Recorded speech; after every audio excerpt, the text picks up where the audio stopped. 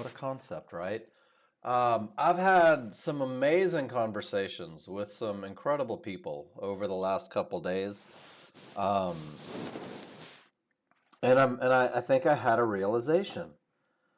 Um, Most people don't seem to know what the expectation of a trade is. When you take the right trade, where's it supposed to go, right? Where the market is likely to go. We talk about that a lot. Where the market is likely to stop.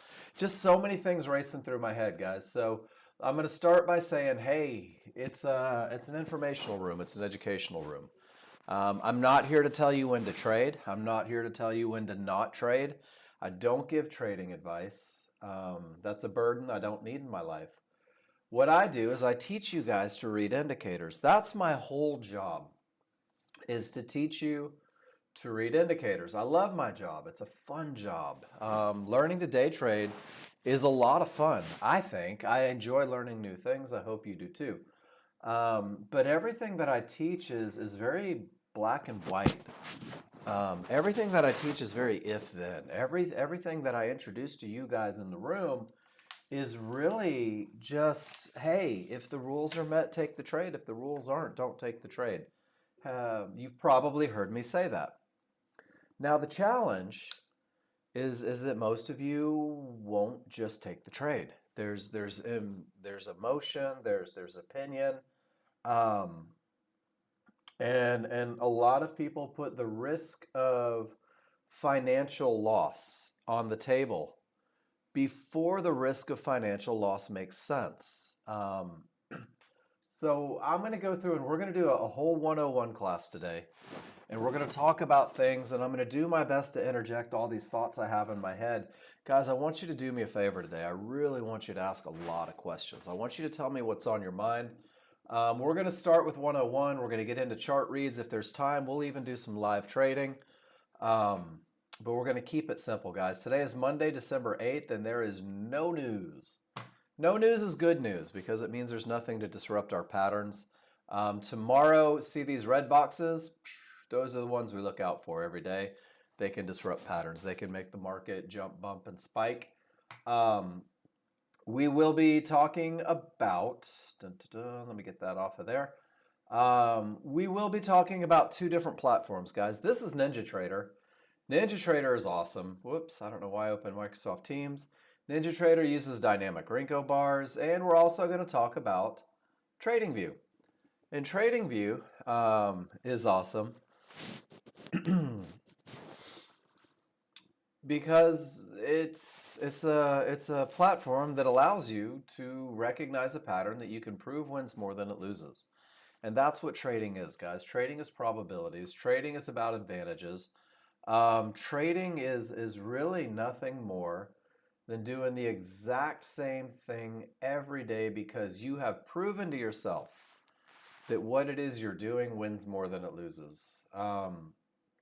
And I think on that same token, you're going to prove to yourself that there are things that produce losers more than they produce winners. And those are the things you're going to have to avoid. So we're going to learn to read charts, guys. And I'm going to slow roll. And I really want you guys to make this a conversation today. Don't make me lecture. When we talk about NinjaTrader, when we talk about TradingView, guys, it is apples and oranges or oranges and apples. And while what we do focuses on the highest probability and optimizing your success, there will be different ways to read NinjaTrader compared to reading TradingView. So I will start with NinjaTrader first because that's where most of you seem to be. And then after NinjaTrader, we'll discuss if you guys have any questions, and then we'll move to TradingView. But for both of them, guys, you're gonna have a checklist. I'm gonna hand you a plan. And the plan is gonna have only 3 rules to get you into a trade. That's it. 3 rules. 3 rules that happen on only 2 charts. And your job for the first 30 days with Nexgen is to learn 3 rules and where to find them. And that's it. But once you do this, what you're really doing is you're learning to read your indicators. You're learning to read your charts. You're learning to look at them and recognize advantages and disadvantages, and then make intelligent choices based on your chart read, guys. I focus on finding advantages. The advantages become your trade. Chart reading is 90% of the typical day. Active trading is only about 10%. Now here comes my first random all over the place thought, guys. We are looking for advantages. The advantages become your trade. New users look for the reasons to not win. New users will say, I know the rules are met, but I know the rules are met, but I see. I know the rules are met, but I think. So guys, I'm going to encourage you to be very, very black and white in the beginning and really focus on the reason why you will enter a trade and let it be true or let it not, guys. Learn to embrace the 90%. Once you can read your indicators, once you recognize these three advantages that we're going to talk about, you're going to understand three key concepts. You're going to understand where the market is likely to continue. This becomes your entry for the high probability trend trade. You will understand where the market is likely to go. This is going to help you with targets, creating expectations for the result of the trade that you just entered, and you're going to understand where the market is likely to stop. And these are areas where you're just going to say, hey, you know what? I'm not going to take the next trade into that line because that line could stop the market, could reverse the market, could create a bounce. You will understand these three things. And we're going to do it the same way we do it all the time, guys. Learn the rules. When is it okay to trade? Now, this is where I go very, very black and white. As the brand new user, the easiest way to do this is say, my rules are met, I'll enter the trade without hesitation, without question. Just, hey, I see the three rules met, I'm going to enter the trade. And if I don't see those three rules met, I choose not to. That's the easy way. So we're going to focus on learning the rules. Everybody has the ability to simulate, to practice, to not put any risk on the trade at all, but rather learn the patterns. This is where most of us tend to fall short. But if I'm not live, I can't make money. If I don't have a skin in the game, how am I going to learn? Guys, utter crap. Utter crap. You're learning not a trade in the very beginning. What you're learning is three advantages, guys, whether it is TradingView or NinjaTrader. So learn how to recognize those advantages. Learn how to try to follow those advantages. Begin to build trust by using your simulator. And most importantly, post in the room. Talk about what you did, why you did it. I'm not the trade police. I have no desire to be the trade police. But what we'll do is we'll make sure that you're reading your indicators correctly. The second thing is keep it simple. So I give out two plans every day. I give out the NinjaTrader plan, it's the KISS plan, the simple plan, the keep it simple stupid plan, right? The plan is a stepping stone in your learning journey. This is the beginning. This is the foundation. This is the one that teaches you to read your indicators. The two trades in this plan are designed to optimize your chances of success. I love that word. This is the absolute best of the best, highest probability. Life is good. Oh my gosh, I can't wait to get into the market trade. This is not the only trade. This is the one that teaches you to read your indicators. And then you will craft a plan tailored to your personal goals based on your experience reading the indicators, guys. This is the easiest way you will ever make money with this software, in my opinion. High probability and one medium probability, and it tells you exactly how to enter, and it tells you exactly how to manage. It pulls your opinion out. It's a flow chart. It's if-then. On TradingView, same thing, designed to optimize. What are my rules? Where are they found? How will I enter? How will I manage? All those questions are answered for you.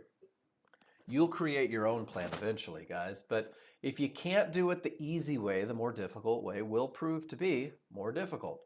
Post in the room. Every time you take a trade, post in the room. And I want you to go back to, hey, Mark, here's how I read my chart regarding the three rules. Did I do it right? And it's either a yes or a no, right? Either you traded into an area or you had a clear path. Either you had momentum or you didn't. Either you took the correct entry or you didn't, guys. And I'm not here to beat you down for making mistakes. In fact, I'm going to celebrate all the mistakes that you make because it's the mistakes that you make on simulator that teach you how to avoid them, that teach you how to be more confident, more secure in your trading. You've got to learn the looks. So when we talk about the high probability trend trade in NinjaTrader, and I'm going to start with NinjaTrader. Let me open up the spreadsheets. I'm going to give you spreadsheets as well, guys. There's only 3 rules.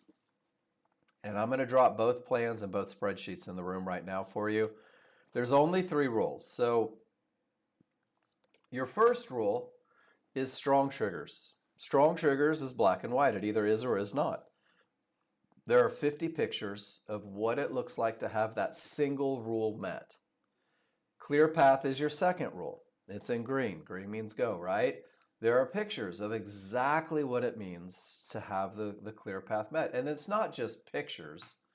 It's literally a picture with an arrow, with annotation, giving you the recipe for that clear path, that edge, that advantage. And then entry. So if you're brand new, I want you to learn strong triggers. And I want you to learn it independent of any other rules. And then I want you to learn clear path. And I want you to be able to say, my path is clear because X, Y, Z. And then I want you to learn entry, guys. And when you recognize these 3 rules, those 3 advantages, that's the recipe for a trade. Momentum, path, and entry. That's your high probability trend trade. This is a trade that typically wins 70 to 80% of the time. This is a trade that creates confidence through that memory of success, guys. This is the trade that teaches you to read your indicators, giving you the best of the best, the highest probability, so that you can move beyond this trade and find those medium probability trades, those trades where maybe not everything is perfect, but you're so stinking good at advantages, you're going to be able to manage them a little more assertively. So these 3 rules, strong triggers, no termination conditions, and then defining your entry. It's the advantage of momentum, a clear path, and an entry. Momentum and path are your core, guys. And once you learn momentum and path, once you learn the first 2 rules, doors swing wide open, guys. I throw you the keys to the kingdom, and you have everything you need to create your own very consistent, very profitable plan.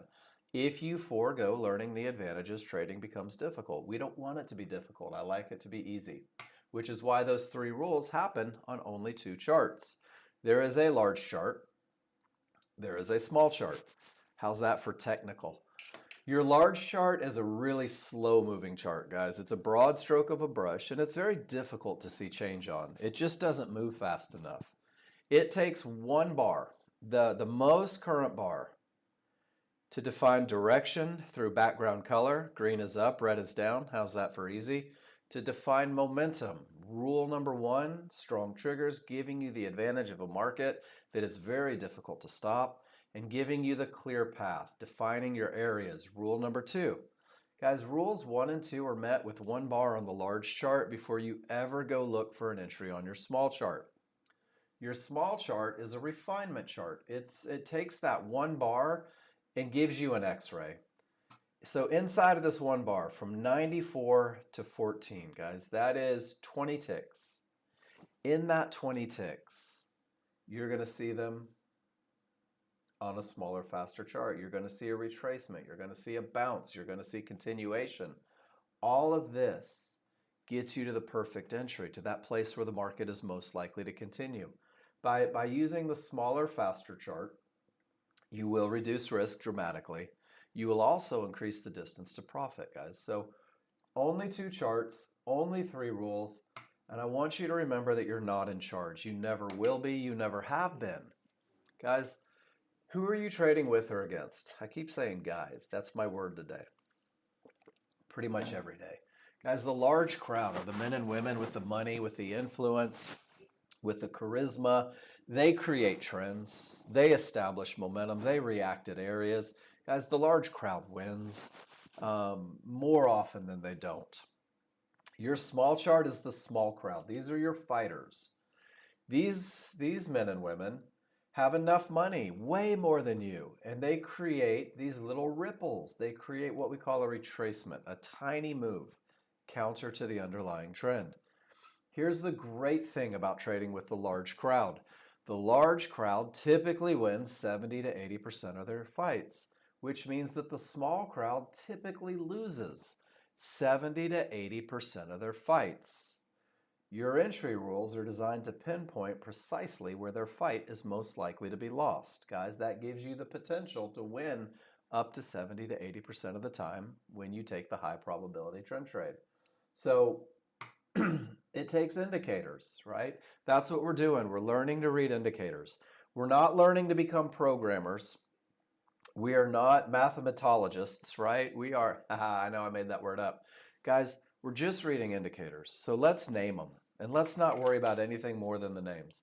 Divergence high is a magenta line. Lets you know there was a loss of momentum at a pivot. Divergence low is a cyan line. It just lets you know there was a loss of momentum at a pivot. You're going to see Fibonacci resistance, the red lines, Fibonacci support, the blue lines, yellow one-to-ones, these are fibs in the moment, and a midband. And that midband's that squiggly little line that moves through the middle of your chart. These areas have different roles on either chart. On the large chart, these are the areas where the large crowd is making decisions. These are the areas where reversals come from, where fights happen. These are the areas that you're going to trade away from, and these are the areas that you're going to trade towards. On a small chart, these are the areas where entries are going to come from. These areas create bounces no matter which time frame. So on the large chart, they're trouble. On the small chart, they become entries. The second indicator I want you to think about is trigger lines. Trigger lines will give you 99% of the information you need when you're doing this, guys. Large and small. Small trigger lines are the two solid lines. They are a fast-moving average. Couldn't tell you what that average is, what the math is that goes into it, but I do know that when I see two small lines, I'm going to refer to them as my small triggers. Two dashed lines are my large triggers. They're a slow-moving average. We're going to use trigger lines to define momentum. We're going to use trigger lines to define termination conditions, areas that can stop the market. We're going to use large trigger lines to define our perfect entries. Guys, trigger lines show up in everything that you do. And then when you get even more advanced, you're going to start using the location of these small trigger lines to help you manage a little more effectively. But in the beginning, very black and white. We're going to use areas and triggers to define the highest probability trend trade that I could ever take with this software. Once you learn this trade, the rest of the trades seem to present themselves. So everything starts on the large chart. Before I get going, are there any questions? You guys ready? We're going to take 3 rules, and we're going to figure out how to take the highest probability trend trade ever. Large chart, big chart, slow chart, large crowd, however you want to say it. They must, oops, sorry, good morning, OG. They must have strong trigger lines. This is rule number 1. I want you to see something right. This is my favorite thing. If large chart has strong trigger lines, then I'll go to number 2. If rule number 2 is met, then I'll go to rule number 3. And if rule 3 is met, then I'm in. Let it be a flow chart. And once you lose an if, just don't worry about it. Relax. Wait for the next one, guys. Futures markets trades a lot of money during the day. So strong triggers. Rule 1, big chart. The only way you could ever have strong triggers is if you're trading in the direction of the trend. Good morning, Miss Kathy. It's nice to see your face in here. You too, Miss Cindy. Got all the cool kids coming back to say hi. Guys, small triggers and large triggers work together to define momentum. In an uptrend, when the background is green, smalls will be green. They will be up and above the large triggers. Large triggers will be green. They will be wide and angled in the direction of the trend. It is that space, it's that gap, whether it's a cute little gap or whether it's a big honking gap. Space between the small and large triggers lets me know that the odds are favorable for the market to continue up. This is the best trigger look you could ever have. When I have odds favorable momentum up, the market's likely to push up. This is the look that I need to have the potential to break key Fibonacci areas. This is my non-negotiable as a brand new user as I look for a trade. In a downtrend, small triggers below the large triggers, space between, odds are favorable for the market to continue down. Guys, again, this is my look. If I have strong triggers, then I'll look for rule number 2. If I don't have strong triggers, if my small triggers have returned back to the large triggers, if they are inside, enveloped, engulfed, whatever word you want to use, when there is no longer space between the two, the advantage of momentum is no longer in play. And because the advantage of momentum is no longer in play, I choose not to look for rule number 2. Guys, this is the most black and white rule that I teach. It only takes one slide to make it happen. Can you give me a why? If you can grasp separation is strength. Whoops, hey there. Sorry, Ninja Trader's giving me fits this morning. There you go right there. Well, now it's going to recalculate. Separation means that the odds are favorable for the market to continue in the direction of the trend. Weakness means anything could happen up or down. Strong, weak, odds favorable, anything can happen. Let it be that black and white. And what you'll find is that momentum is a pretty awesome advantage. And that's why it's rule number 1. All that momentum means nothing if there's something in the area that could stop the market. If there are termination conditions. And guys, termination conditions are Fibonacci-based indicators. That's it. A termination condition is nothing more than a line on the horizontal, or a horizontal line on the large chart. I'm going to the instructions.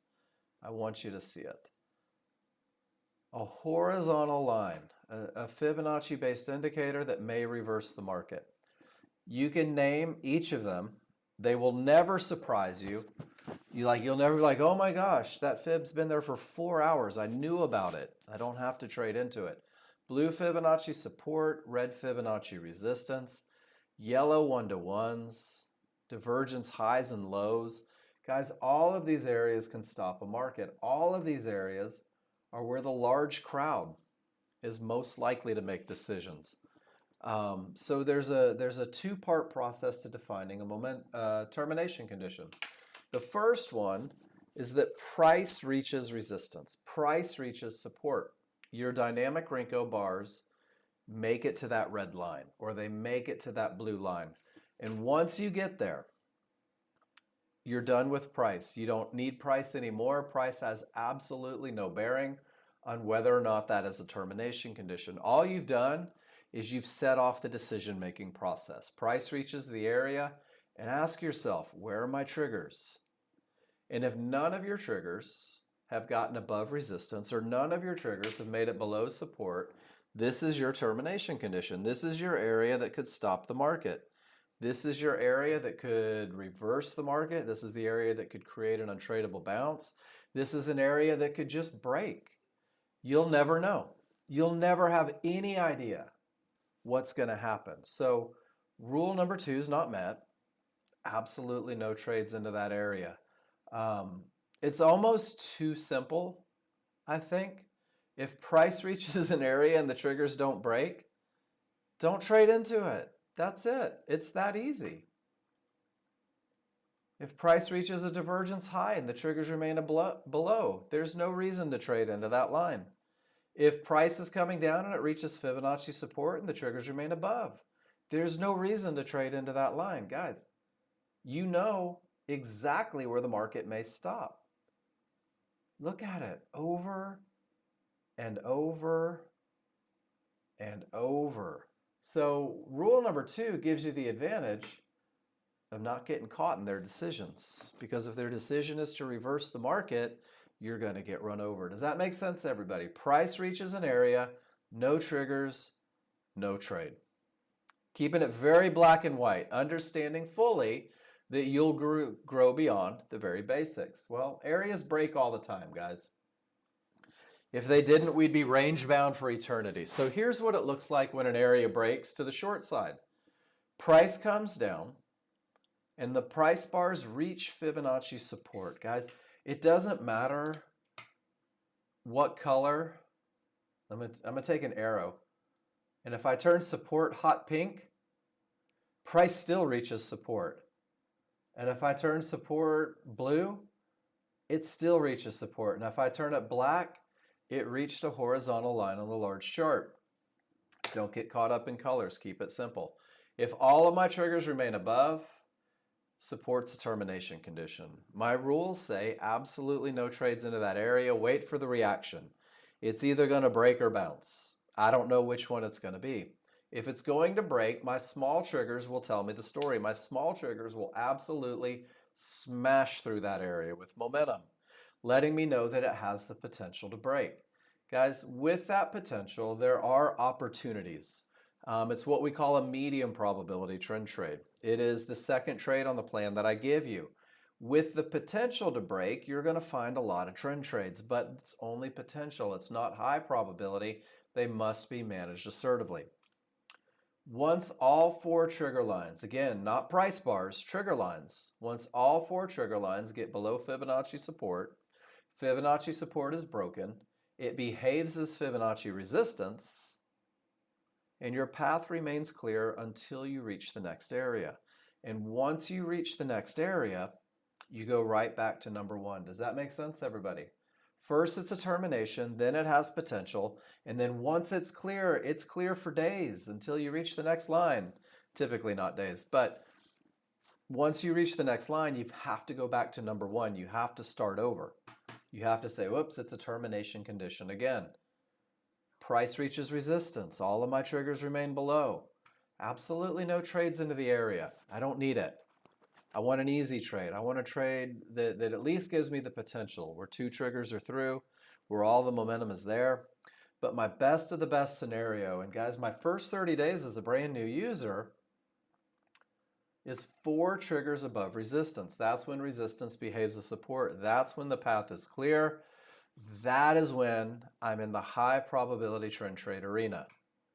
So all we're doing is we're counting triggers, and I'm going to give you guys this. This is your cheat sheet. No triggers, bright red, no trade. 2 triggers through.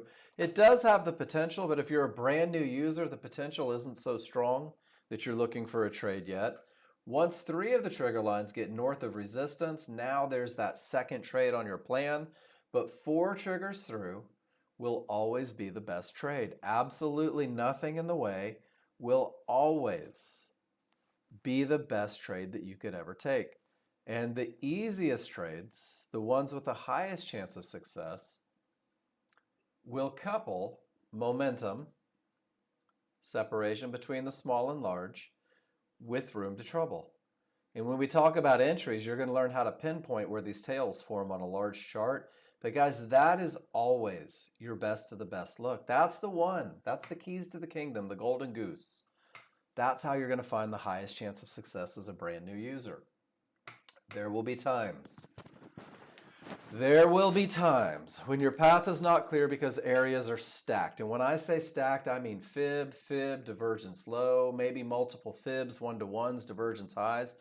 You're going to have horizontal lines blocking your path, guys. It's okay. That's 90% of your day. Write it down on a piece of paper, write it on the back of your hand, tattoo it on your forehead backwards so you see it every morning in the mirror. 90% of your day is being patient. 90% of your day is waiting for an edge. 10% of your day is actually trading.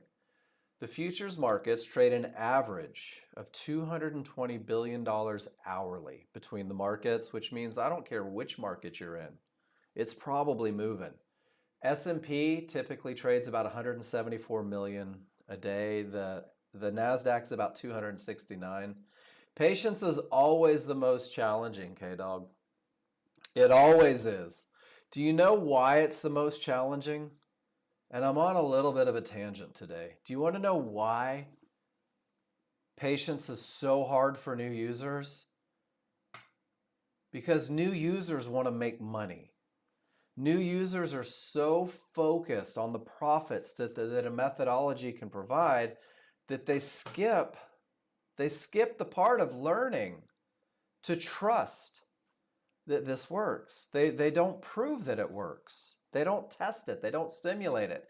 They go straight to looking for the money. Guys, the money's there. The money is there. You got to learn the process that yields results. Yeah, Jen, the old users too. So the perfect trade starts with momentum. What's it mean if I don't have momentum? It means that that market isn't likely to continue in the direction of the trend. I'm learning to speak in terms of advantages and what it means to me. And then when there's no termination conditions, I've got a clear path, which means that if a termination condition is present, the market may stop. The market may bounce. The market may reverse. The market may quit going in the direction of the trade, which means that if I go long into that red line, I lose. And if I go short into that blue line, I'm more likely to lose than I am to win. And guys, these termination conditions aren't based on one picture. They're based on thousands of pictures. Your momentum advantage is based on thousands of pictures, thousands of hours. Did I show you guys? I took this from a conversation with John and I this morning. This is probably good to talk about as we go through rules. John's studying something new right now. Just entry help as we automate the automated trade system using the small chart. And John says, I'm going to do 100 examples of trend trades with my looser settings, giving more chances, but needing a line at a close, how many ticks from edge to center. John Novak says, this is what I need to develop enough trust in to create a rule. And he starts with 100 examples. Have you ever taken 100 pictures of a trend trade? Probably not. Don't be afraid to take a lot of pictures, guys. Don't be afraid to take the time to build the trust. It will make your life exponentially easier. So the large chart has strong trigger lines. Are there any questions about momentum? Momentum typically is the easiest lesson for you guys. Momentum isn't difficult to recognize. Momentum is really just one look. It's a separation between the small and large triggers. Everybody's good there, right? Don't let me get ahead. Don't let me get away from you if you need the help. And I'm going to find my large chart, small chart picture. Momentum is always separation. It's always strength. And then rule number 2 says that you have a clear path, that there's absolutely nothing in the way. That there is no lines, that there are no divergence highs, no resistance, no yellow one-to-ones. With momentum and path, with the large crowd firmly in control, we're going to let the small crowd fight. Use a limit order at areas plus triggers. I think that is probably not as complete. Guys, I'm going to give you this right here. If you learn this phrase, this is my promise to you. If you learn this phrase, I don't make a lot of promises, you will never miss an entry. If the large chart has momentum and path and you learn the phrase in orange, I will buy or sell a pullback at an area inside of triggers, you'll never miss it.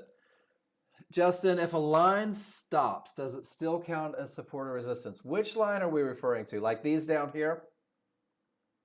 So if a line stops printing for like 2 or 3 bars, it's rear view mirror, brother. It's done. It's over. The software has run the calculations that say this line is no longer important to anything moving forward. The same is true with these pink one-to-ones, with the yellow one-to-ones. Now there is one thing, Justin, and I'm glad that you asked that question. I'll show you this picture. Anytime an indicator is pulled from a different time frame, we call it synthetic. So what happens, where's the picture? In the moment, on your most current bar, your one-to-ones, your synthetic fibs from higher time frames, even your mid-band, looks like they've stopped printing. So that's why I say, Justin, when we go through the idea of something stopping, give it at least 2 bars before you decide that it's done. Because until this bar prints, it'll look like you have a gap everywhere. So always give it 2 bars. Does that make sense? Great question.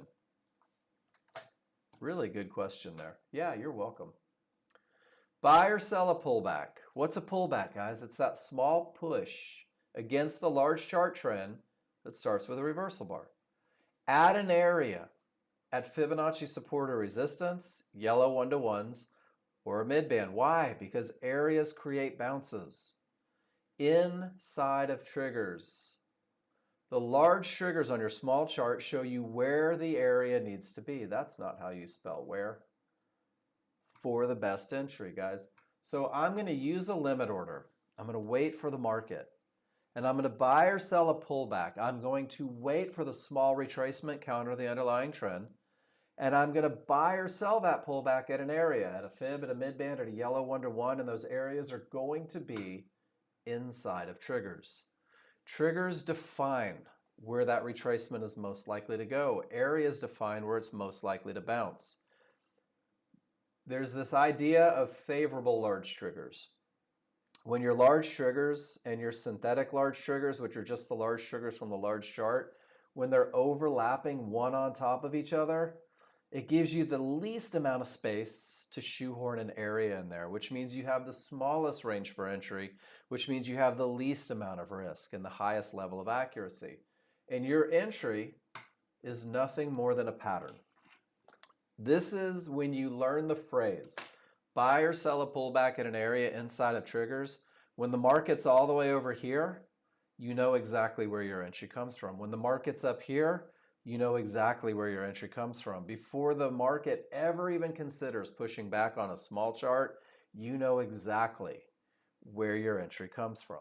So when the large chart rules are met, when I have the advantage of momentum, when my path is clear, my entry pattern on the small chart begins with a reversal bar, a down bar. Something that initially makes you feel like, oh my gosh, there's a reversal, but it's not a reversal. Your large chart is still absolutely screaming north with nothing in the way. This is a tiny fluctuation, an itty-bitty fight, an insignificant push down versus the overall trend. The reversal bar starts the pullback. It is not your entry. If you couldn't wait for it and you jumped in over here, it's an awesome exit condition. Once the reversal bar prints, and with a little bit of practice, before it ever prints, you'll see your large and synthetic triggers. Good morning, Wayne. And your large and synthetic triggers will define where the retracement is most likely to go. These large triggers are moving averages. You math people will know this phrase, regression of the mean, returning to the moving average. Guys, this is your retracement zone from the top line to the bottom line. The tighter they are, the smaller the retracement zone. Trigger lines aren't bouncy. They don't create ricochets, guys. We need areas, fibs, midbands, yellow 1-to-1s inside of that retracement zone. That's where entries come from. Sometimes there's multiples. You can see that there's a midband up top and that there's a yellow 1-to-1 down below. Both are inside of triggers. Both, whoops, wrong one, are capable of creating a bounce in the direction of the trend. Price may retrace to the bottom line. The areas inside are where it's most likely to bounce. Guys, I don't know if it's going to be this one or this one. It's like a window of opportunity. But because the large chart has odds favorable momentum, because there's absolutely nothing in the way on the large chart to create a bounce, your job will be to activate a limit order just above the highest point of support inside of triggers. This becomes your entry, and you will wait for the small crowd to get down to you. And if they do, congratulations. You are in the highest probability trend trade you could ever take. You're in a trade where the odds are favorable for it to continue up with the underlying trend. You're in a trade with absolutely nothing in the way between you and your targets, and you're in a trade having entered precisely where the market is most likely to continue. Guys, your entry will look the same for every trend trade that you take, whether it is long or whether it is short. The short entry pattern's the same, we just flipped it on its head. A reversal bar up begins the pullback. It's not your entry. You can define exactly where the pullback is most likely to go using the large and synthetics from the bottom line to the top line. That's your retracement zone. That's not your entry. Entries come from areas inside of triggers. Fibs, midbands, or yellow 1-to-1s. And because of the momentum and path on the large chart, your limit order goes just below the lowest point of resistance. If you learn this phrase, buy or sell a pullback at an area inside of triggers, you will call your shots. You will know exactly what you're looking for, exactly where you're looking for it, and you'll know it long before the market ever gets there. It's just a pattern, guys. So here's all three put together. First, it's momentum, separation between the small and large. Then it's path, making sure that you have at least 2 triggers through. 3 is better. And guys, when your large chart says it's time to look for an entry, you're at the very top of this bar. And you're saying to yourself, there's just no room to make any money. How am I going to make money if there's only 8 ticks to trouble? Guys, reversal bar begins the pullback. Area inside of triggers defines where you're entering. That's the bottom of that tail on the large chart. The tail's not there. We don't see the tail. The tail is the retracement. Where the tail is most likely to form is the area inside of triggers. You can go study this pattern by circling tails with rules met. You'll see that it happens often. By waiting for the pullback, you increase. This would be a medium probability entry, K-Dog, because the path is not clear, it's only potential. Good eye. But this was from the 6th of November. Now I want you to see something. This is from 2021. Odds favorable momentum, again. Potential to break, again. Pull back to the area inside of triggers, again. The expectation of your high probability trend trades, guys, is that all that momentum is going to push you to the next area. There's your trade. That's 2021. Oh, there's 2022. Odds favorable, potential to break, pull back to an area, fulfilling expectations. Guys, all you're doing is you're learning a pattern. You're learning a pattern that you can prove wins more than it loses. You're learning a pattern that says don't trade into areas with absolutely no triggers through. Do you guys see it? Look at the bounce. That's an untradeable bounce. That's a 90%. That's a sit on your hands. That's a I don't have to be in that trade because that trade doesn't offer me an edge. It doesn't give me an advantage.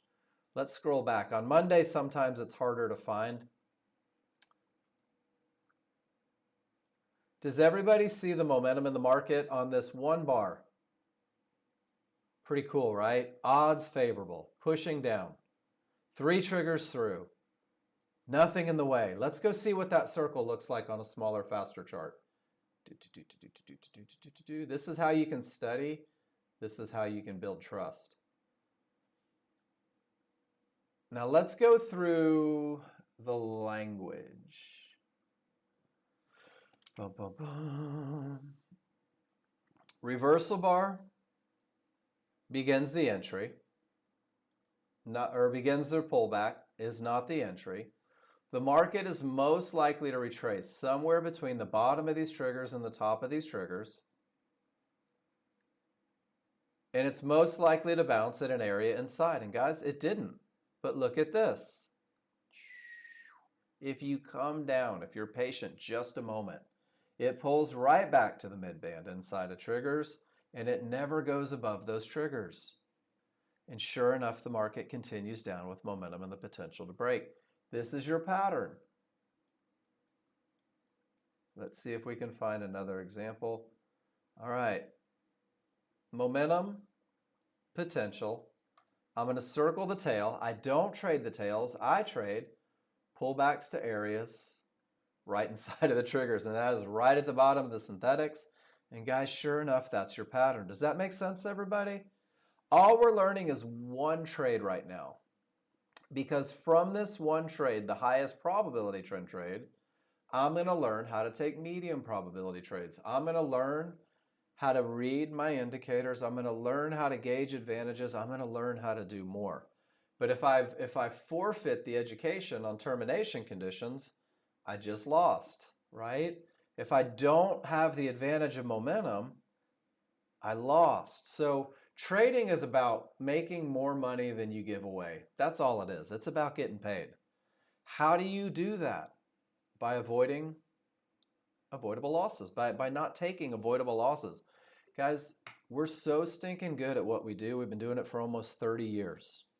You literally have everything that you need to be successful with the software. You have a plan that tells you where to find your rules. You have a checklist that defines the perfect entry. You even have a management plan, what to do with that beautiful entry. And then once you're good at that, you've got the second trade with another checklist, with another management plan. You have everything you need to be successful with the software, with the exception of the time in the seat to learn how to make it easy, to learn how to trust it, to get to the point to where you don't hesitate, where you don't talk yourself out of the perfect trade.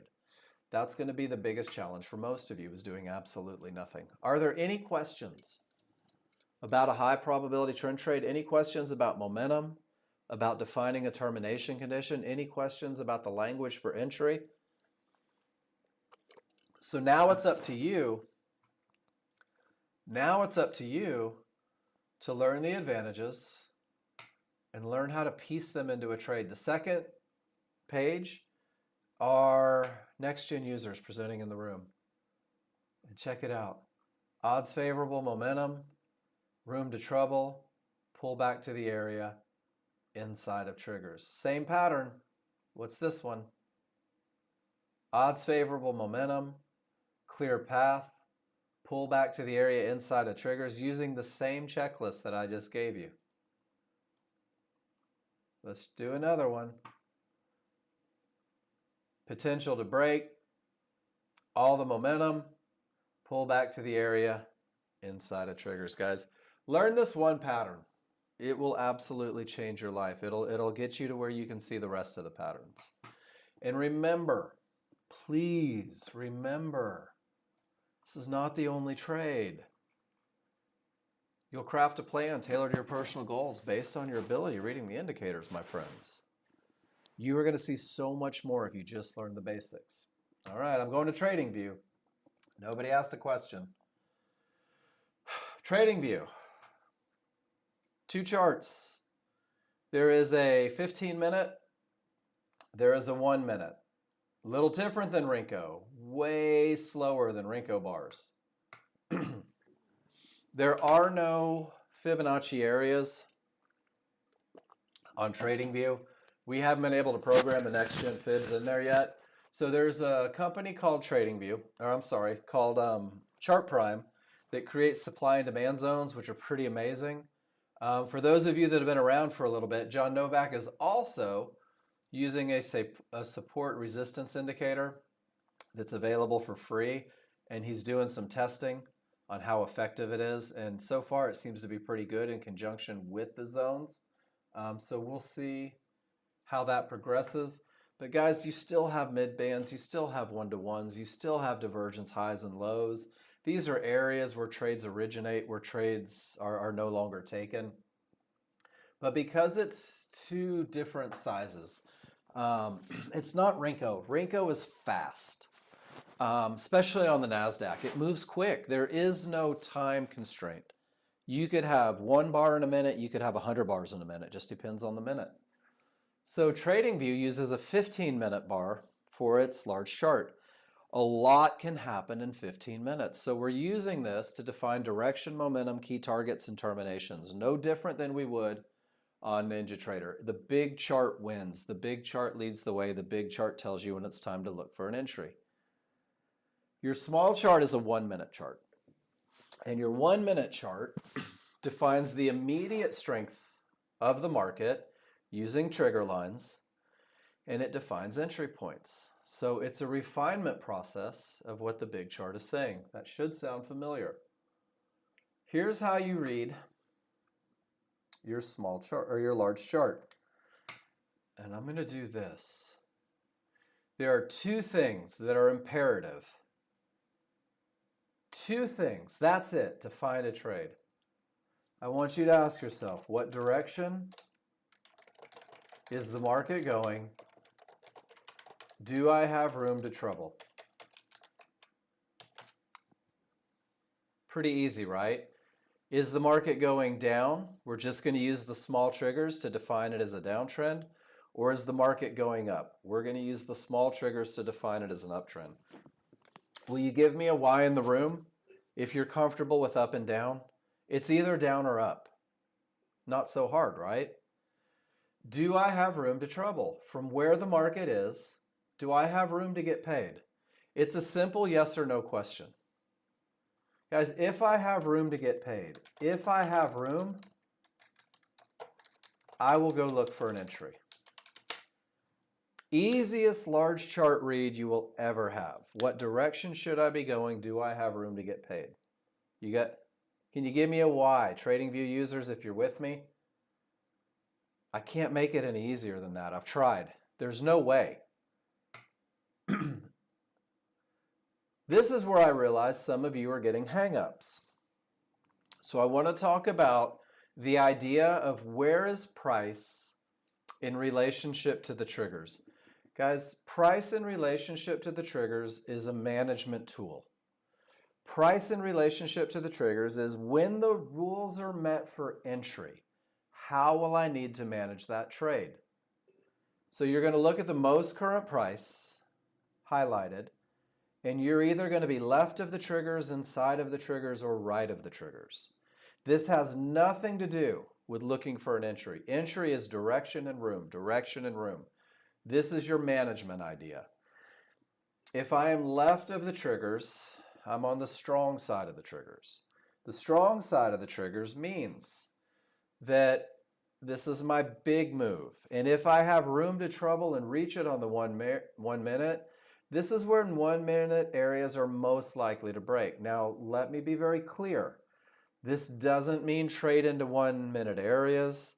This means that when you get there, it has a higher chance of breaking, but it's under no obligation to break. It doesn't negate rule number 2.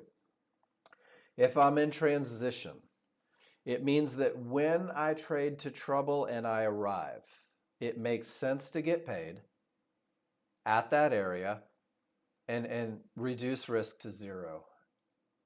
And let me see, did I put the other picture on here? And I'm going to apologize in advance because there may be some swearing on the picture that I'm about to show. And I'll try to get in there and delete it out real quick. Sorry. This was for personal use. From the strong side, this is where I look for bigger moves, but I still have to recognize trouble. From the weak side, this is where 1 minute areas are most likely to mess up my good time. I'm still looking for long trades, but now I know how to manage it. From the transition, this is where areas, this is like partial profits, but I'm still looking for long trades. Guys, the relationship of price to the triggers, and this is one of the things that I had. Well, this is a high probability trade. This is a low probability trade. It's not true. It's not true. Weak side does not mean that your trade is more likely to lose. Weak side doesn't mean that your trade is not more likely to do anything at all. It's just a way to manage. Does that make sense, everybody? This was a big hitch because I had someone that was talking themselves out of every trade from the weak side because they had decided that there's no way it could work from the weak side. That's not true. This is just setting you up for management. And I'm probably going deeper than I need to, and I apologize. So, direction and room. Everybody good with that? Direction and room. And then from direction and room, relationship to the triggers is a management tool when the rules are met. That's your management side. Here's the rules. 15-minute not trading directly into areas. Rule number 1, room to targets. Trading with the trend, not into areas. Rule number 2, 1 minute not trading directly into areas. Clear path. Rule 3. Now here's the one that is my favorite part of TradingView. Buy or sell a pullback at a 1 minute area, at a zone, at a 1-to-1, or a mid band. That's your list. Not an outer band, not an HVA line, right? At a zone, at a 1-to-1 or a mid band. And then when you get there, you need to close on the weak side of the triggers. You need to close on the correct side of the triggers. So when the small triggers are up, With room to targets, I can go look for an entry. Can you guys give me a why? Up, room. That's my requirement to go look for an entry. Because it's in transition, I know how I'm going to manage it. That's it. Transition doesn't affect the quality of the trade. It just gets me to where I know how I'm going to manage. The moment, the second, the instant the small triggers on the large chart or on the small chart roll down against the large chart up, this is where you can literally put a box at a lower area. You can call your shots, guys. I've seen some of you wait 15, 20 minutes for the entry, and when it got there, it was gold. All the way down, reaching one-to-ones, mid-bands, or zones, not entering at the zone, but rather waiting for an up bar that finishes on the weak side of those small triggers, on the correct side of the triggers. That's your entry, because reversals tend to come from the weak side of triggers. And when price reaches an area, when it gives an indication that a reversal may happen, what it does is it launches you in the direction of your large chart. And once I'm in, I know how I'm going to manage it because of the transition. I'm getting paid at trouble. I'm going break even. It doesn't mean I have to exit. Maybe I hold the second contract for trouble, for the next trouble. But transition sets me up to manage this perfect entry with room to targets. In a downtrend, down, strong side, room. Down and room tell me to look for an entry. Strong side tells me that my 1 minute areas are more likely to break should I decide to hold for a bigger move, but I'm still not trading directly into areas. I wait for the pullback to the area, the down bar that finishes below, and I have to gauge, do I have room to trouble? Do I have room to make money? And if I do, take the trade, no matter what, because the rules are met, and I know exactly how I'm going to manage it. And guys, I think that is one of the challenges that people have faced is when the triggers are up, even from the weak side. My plan says, well, new zone showed up, take the pullback to the area, enter with the close on the correct side, and get paid at trouble because it's weak. Does that make sense? Without hesitation, without fear, without distracting thoughts. Now, I'm going to go to this, and then we're going to take a break. And guys, I really am. I'm feeling preachy today, and I apologize for that. But I think a lot of you need to hear this more than you realize you need to hear it. This is from 2008. This was written by John Novak. Nexgen will supply the Fibonacci-based software and trading rules along with the coaching that will increase your odds of winning more than losing. High probability, best of the best. Optimize your chances of success. Guys, we've been doing this. This was written, just so you guys know, in 2008. This particular document is 17 years old. After choosing Nexgen to be your technical analysis partner, don't worry about how long it will take you to become a profitable trader. Worry about the process of learning. Simulation of your trading plan is not trading. It is practicing the movements of trading until they are so ingrained in your muscle memory that you no longer have to think about trading your plan consciously. This will be your first goal. Do I have any golfers in here?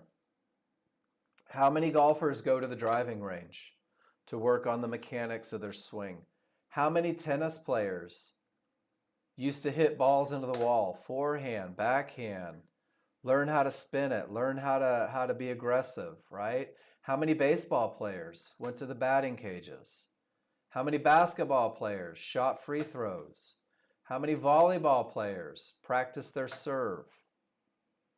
Guys, simulation is not trading. It is developing the muscle memory so that when you are put on the spot in a live environment, you know exactly how you're going to perform. Your second goal is to simulate 25 of the same trade setups following your plan without deviation, distracting thoughts, or hesitation to act. Now here's where most of us fail. Don't answer in the room, please. I don't want to put you on the spot like that. But ask yourself, before I ever went live, did I take 25 of the exact same trades on simulator? Did I take 25 trades in a row that fit the rules? If you did, you probably trust your rules.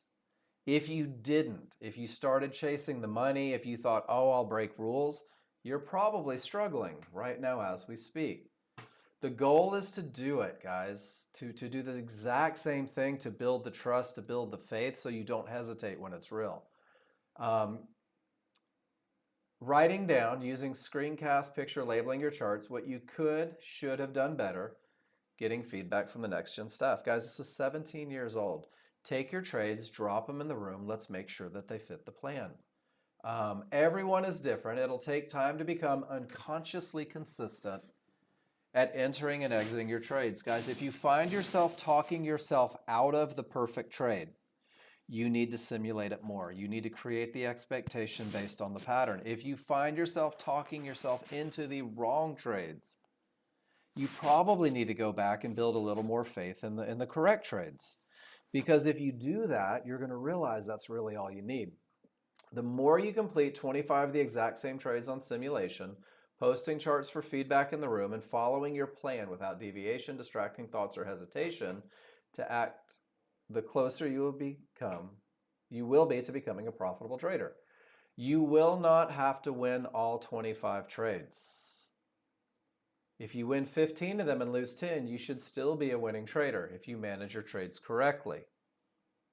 So it's not taking more trades, it's taking the right trades and then learning how to manage. Each time you repeat the same 25 and successful win overall, and you take the chance to trade real money, making sure you can follow your plan without deviation, distracting thoughts, or hesitation to act. When you trade real money, if you fail to follow your plan and end up losing money, you are not a professional, profitable trader yet. Do not despair. Do not do too much financial damage. Who's blown out an account? I'm going to put my hand up. Who's blown out an account and instead of going back and taking 25 of the right trades said, F it, I'm going to start trading live again right now because even though I sucked 38 seconds ago, I'm sure I'll be brilliant in the next 5 minutes. Anybody?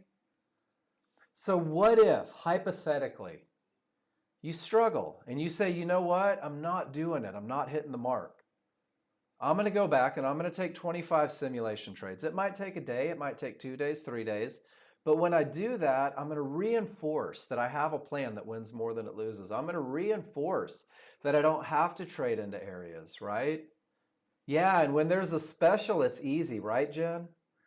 I don't give a shit if I lose 20 bucks. What's 20 bucks going to do to my life? I'll lose it 100 times over and not notice that I just spent 4 grand on evaluations and didn't get any better. Guys, go back and take another 25 trades if it doesn't work. It doesn't take that long to do it. You can even market replay in the evening, do 2 or 3 days, get your 25 trades in, and trade live the next day if you need to. Most traders will return to simulators several times. This is expected, very common. You're not losing, you're learning. There's a difference. Becoming great at any profession has a cost. Your cost will be small losing runs with live money. This is why prop firms are a great way to test your plan, guys.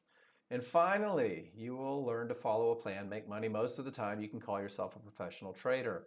Guys, we give you analysis, rules, coaching, everything that you need to be successful with the software. Only you are responsible for becoming the profitable trader. If you're having a bad day, it's okay to not trade. If you seem to be violating your rules, somebody posted in the other room, I'm having a slump. I'm having a horrible slump. I'm not winning my trades.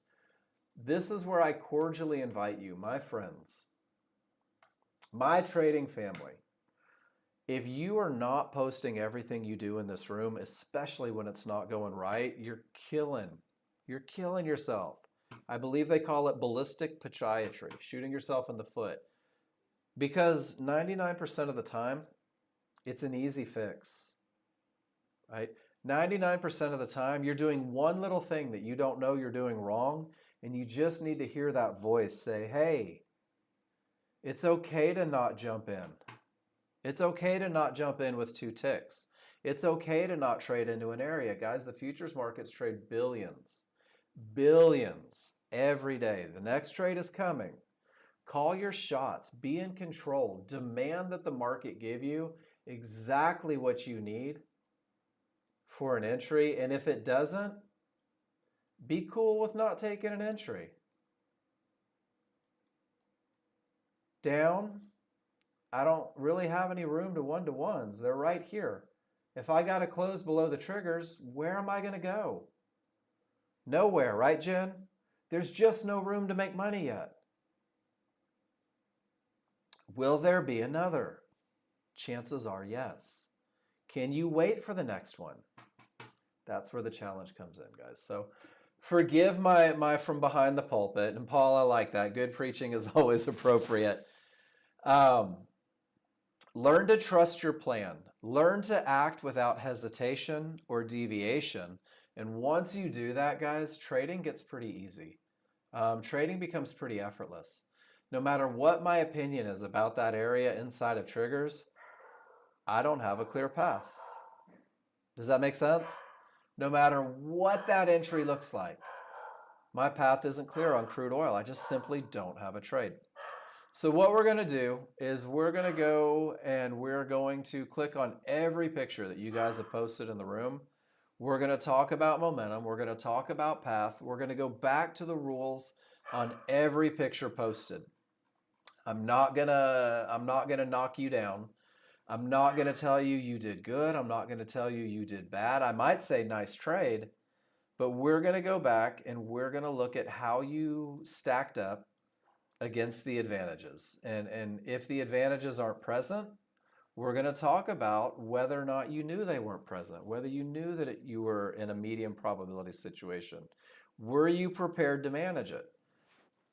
Guys, you've got to know what you're getting into so you know how to manage. I'm almost there. And then once you have the basic, once you can create expectations for a trade based on the patterns presented, you're going to find that there's a lot more trades out there, that there's a lot more opportunity. Let me reload all historical data here.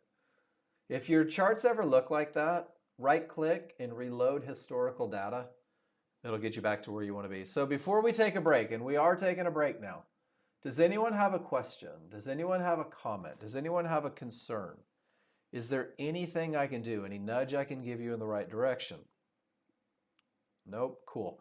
So when I start going through these charts, guys, my job is to give you the feedback you need to grow as a chart reader, which means that you have to tell me how you're reading your charts.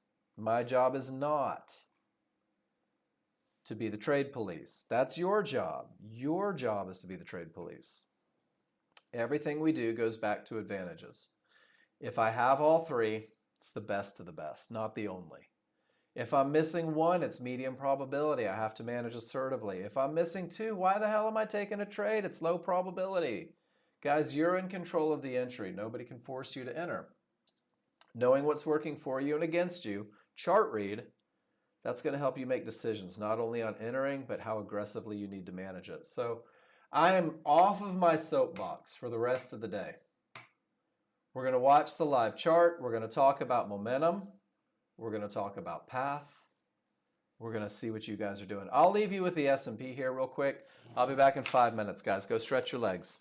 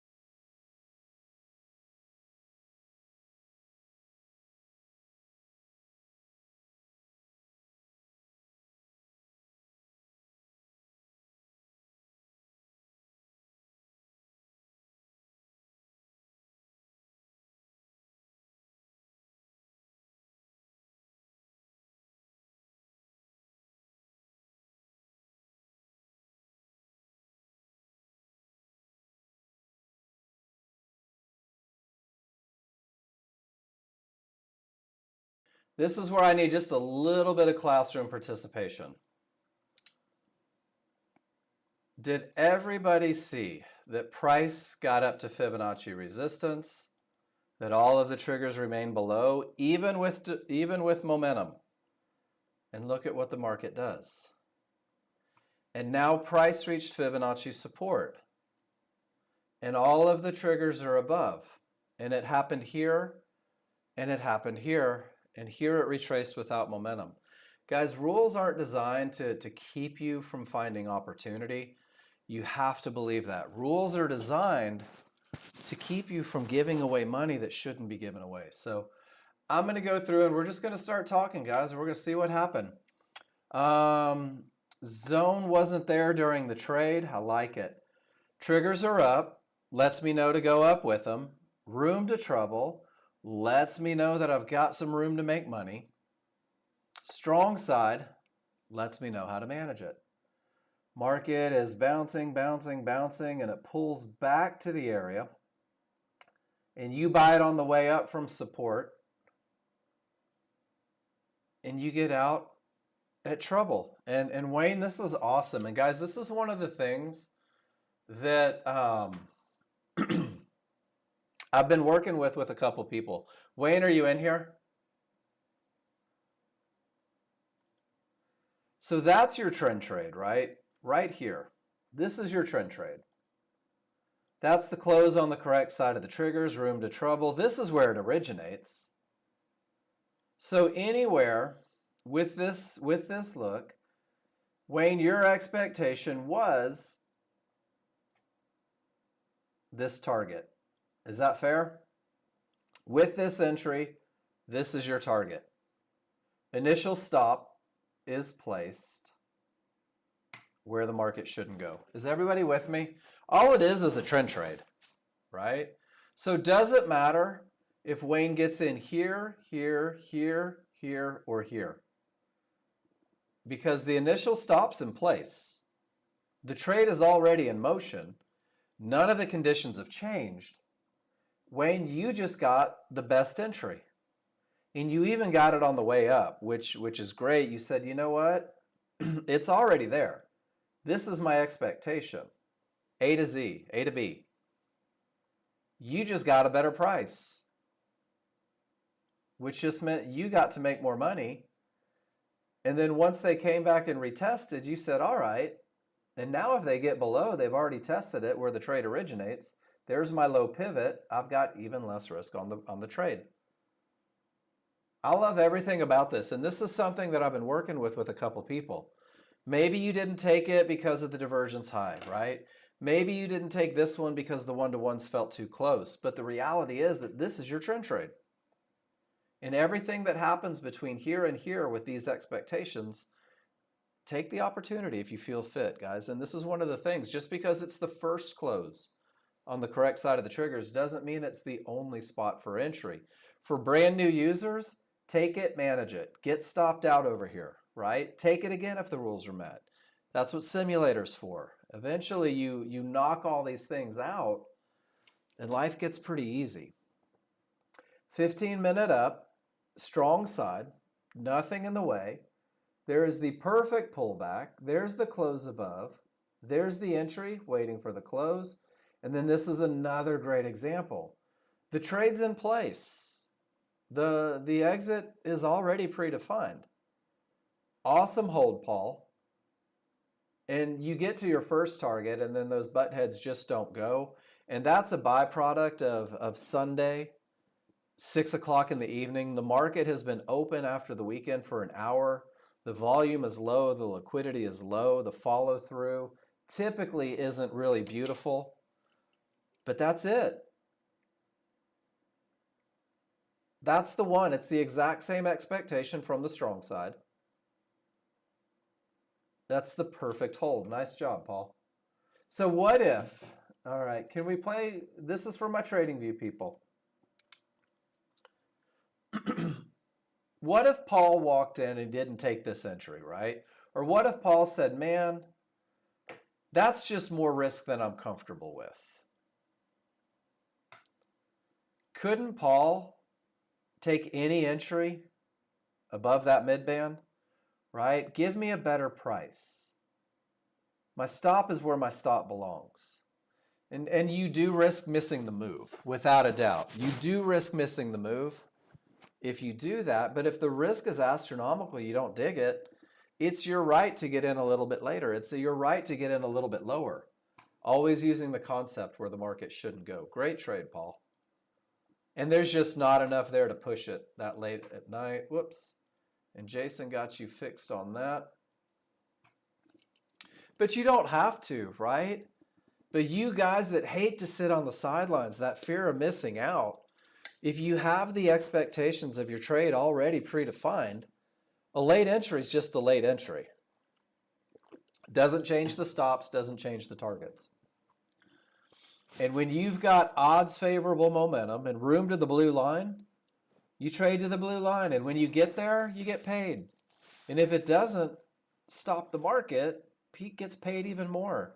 But it all starts with strong triggers on his large chart and having room to get to that trouble from the point of his jumping in. I like it. Great trade, Pete. Momentum and path. Once you learn it, there's so many more ways to use this software. Triggers are down. Strong side of the triggers. Room to trouble. So what does this tell me? This tells me that my direction is down and I have room to trouble. This tells me how I can manage, correct? Down in room defines that it's okay to look for an entry. Strong side tells me how to manage. Rule number 2 says don't trade directly into areas. Jen, you chose not to. Great job. Great job.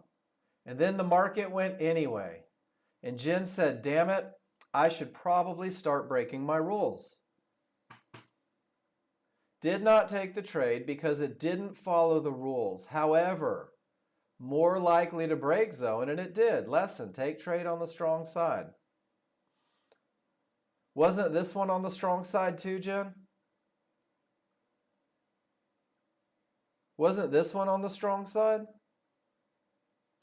Isn't it funny how we don't look at what's happened? We just look at what just happened. Well, it went down. I should probably break my rules. But from the strong side, huge bounce. From the strong side, huge bounce. Kind of crazy, right? Guys, this is why posting in the room, we get caught in the moment. Yeah, and I think I missed money. So what's the difference? This one pulled back to an area, didn't work. This one pulled back to an area, didn't work. There's your close below, right into the zone. Blah, blah. So there's times, right, where you may fudge your rules. And we all do. We all fudge our rules. But does it create an edge?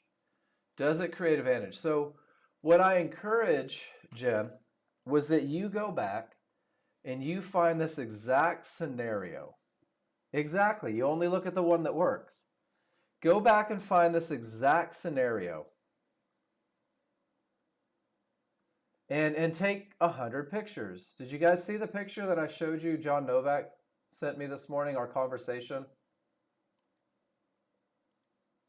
Where he literally said, I'm going to go find 100 trade examples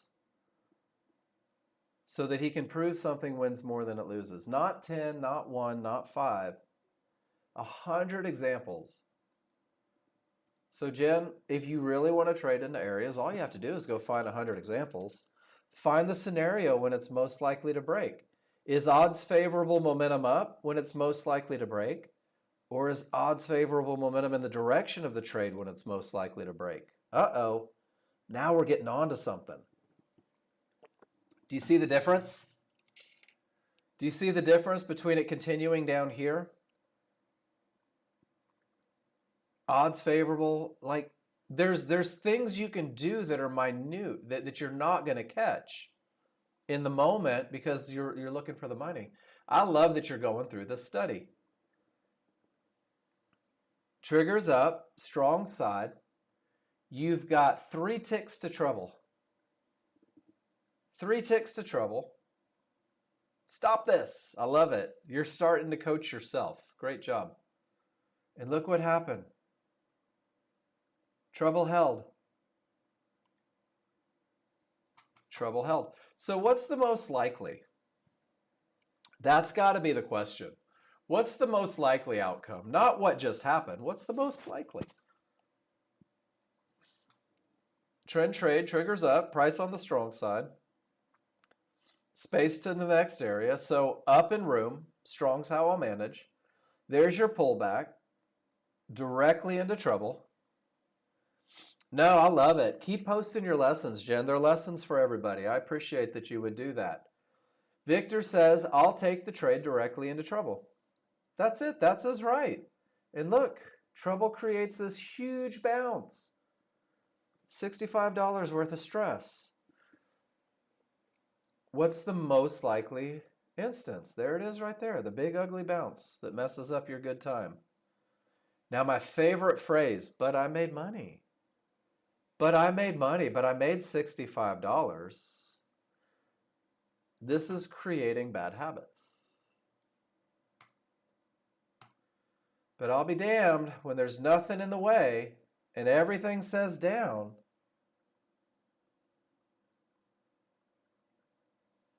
You'll probably find a way. Did you guys know that Nexgen's been in business for nearly 30 years because you know where the market may stop and where it's likely to go based on the methodology and the teaching? And rule number 2 is the most broken rule. People hate to wait for a clear path. It's never soon enough for us. Trend trade. Triggers up, price in transition, space to the next area, small chart, price pulls back to the area, closes above, directly into trouble once again. There's your big ugly bounce, probably scared the ever-loving snot out of you, Victor. And then it goes. This one worked, right? So here's a question. Do you need the entry with odds favorable momentum down? Or can you at least let it slow down a little bit, right? Before you take the trade. Let it weaken. Let the small triggers go up. The trade is here. This is what I want you guys going next level to remember. The trade is here. So anything that happens between the trade entry and the expectation is fair game. You can let it slow down, right? You can let the small triggers roll in the direction of your trade. There's a couple of you that do that.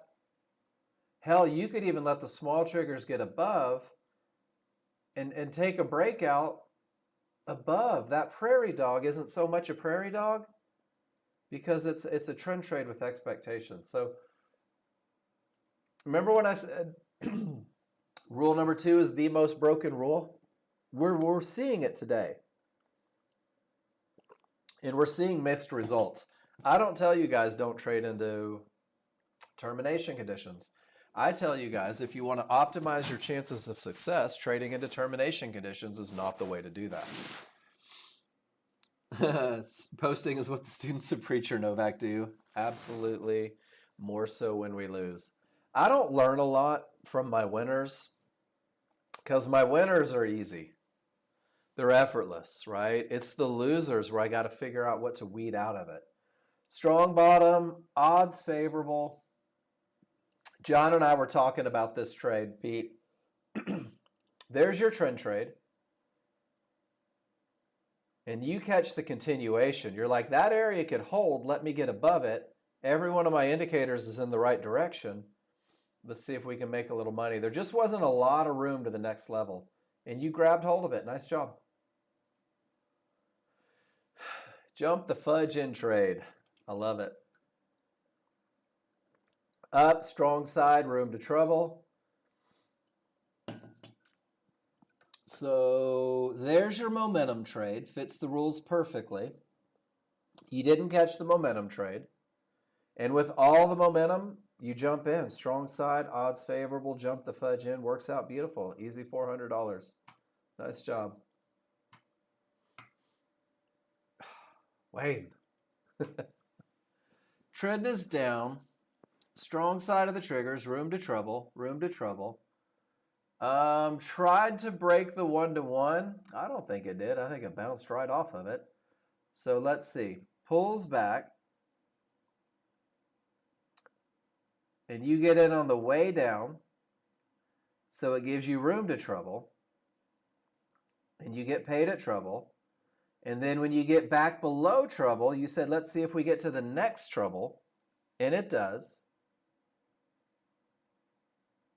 And then directly into trouble. 37.2. That one's a little harder.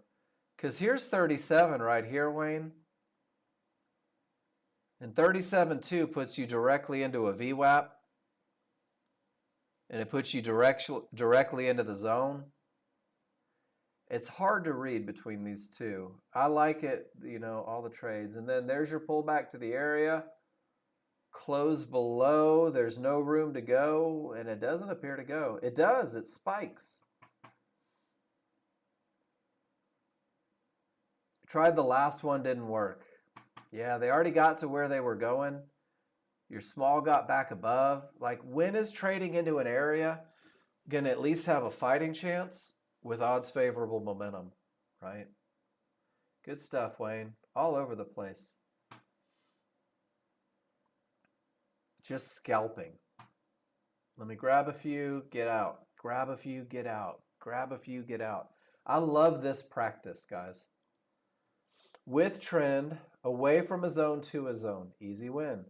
Counter trend for 8 ticks on overrun. All right. Good loss. Notice price had already hit the zone. Will not take again. With trend, away from zone. With trend, away from zone. With trend, away from zone. Guys, you can start to recognize patterns that are bringing you success. You can also recognize patterns that are taking your success. This is such a great practice. Good stuff, Wayne. All right, Pete. Weak top, triggers down, 680, 680. So you've got a medium probability scenario on your large chart. Odds favorable, separated. You take the pullback to the area inside of triggers because it's only medium probability. You get paid right at the thing that could mess up. And then you get paid because it does in fact break. Nice job. Guys, look how he gets paid right at the blue fib. That fib could hold. Let me make some money. Probably break even at that point. And down he goes. Nicely done, Pete. Momentum. Ooh, I would disagree on the 2 triggers through here. I would say, depending on where you took that trade, and it's really hard to tell, that you traded directly into a termination condition. 2 triggers didn't get through until the final bar. Maybe that's where you entered. And then you had room down to the fib possibly. Pull back to the area inside. Out at trouble. And then gives one more push. And out at trouble. Lower diversions printed. You stayed in the trade to get to the next contract. Please let me know if it was good. Whose chart am I looking at here? Sergio? So here's a question, Sergio. You say you stayed in because the second divergence pushed lower, right? So you didn't know about that divergence until right here, 2.5 bars deep. What you did know about was the second divergence coming from a 1-to-1, coming from a fib, with all of the triggers above it. Do you see that? That's an exit. In my book, that's an exit. So you had to witness all of the problems, hope the area held, and had no confirmation that it had a fighting chance until it was all the way back to the trouble area. You may have dodged a bullet on the final contract. It doesn't change the read though, right? This is why we go back and read it after the fact, because there's no emotion. Beautiful entry. Awesome exits at trouble. And the fact that it's only one contract, right? Even if you kept your stop up here to see if it broke, you're not losing money on this trade. That's awesome. Get most of it off, get paid, get money in the bank. Let's see what happens. And while you're seeing what happens, it gives you that little, all right, we're probably pushing. And then you didn't get greedy. I love the trade. I just wanted to point out that that divergence wasn't true until all the way down here. But from your entry, you are what? 60 bucks risk maybe on the final contract after you've already made 140 times 3, 280, like 420 bucks. Dig it. I like it. Great trade, Sergio. Good management. It's aggressive management. I like it. It's not the perfect trade. Manage it aggressively. You did a great job on it. You guys, you're so good at what you do. I love it. Victor, Sergio, Miss Claire, Victor. All right, let's see what we got going on. Trend trade triggers down. Price, some space to next area. From 52 to 40, I would say 12 points is pretty good. There's your pullback. There's your first close below. There's your pullback. There's your second close below. And look at the small triggers down. In at 52, and then just boom, let's get paid at trouble. Great trade. Victor, great trade. Odds favorable up. Small triggers down. Nicely done. That's the effortless entry. And it goes right to where you expected it to go. All the momentum. Pull back to the area. Money, money. Sergio, high five. Not too much room here, right? But from up here, you had some room. Nicely done, Sergio. You're really getting your groove, man. Great entries create manageable trades. Great entries make management so much easier. Miss Claire Duatras, yeah, it was. Sounds good, Andy. Down transition. I thought we were changing languages. High volume trade. I don't know where you entered. But with everything down below trouble, getting in with everything going down, and it went to the next area. I'm not entirely sure.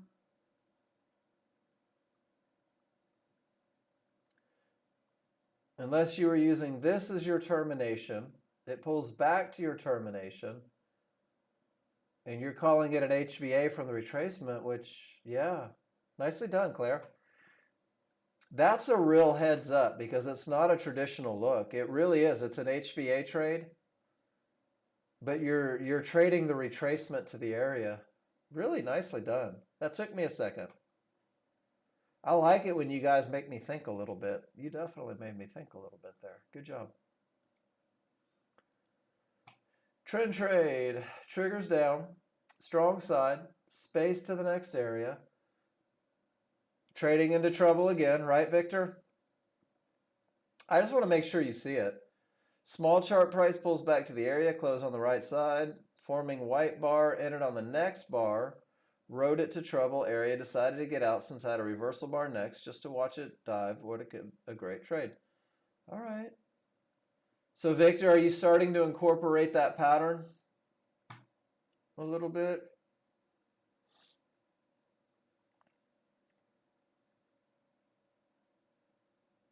Okay.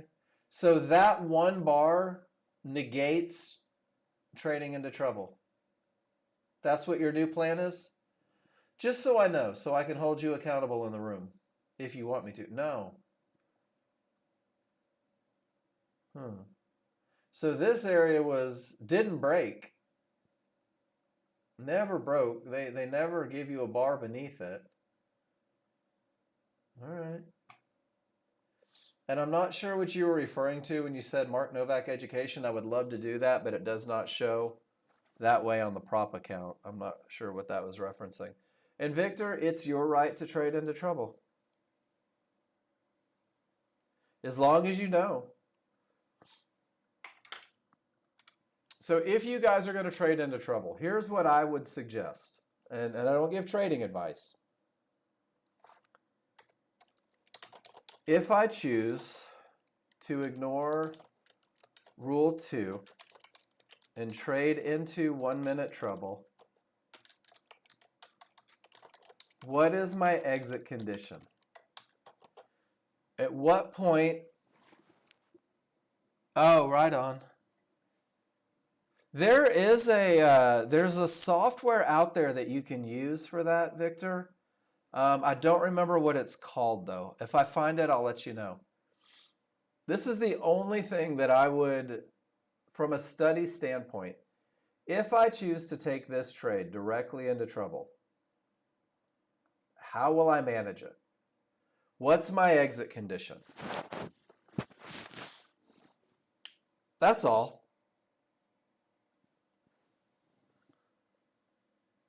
No, it's okay. Don't ever be sorry for an interruption.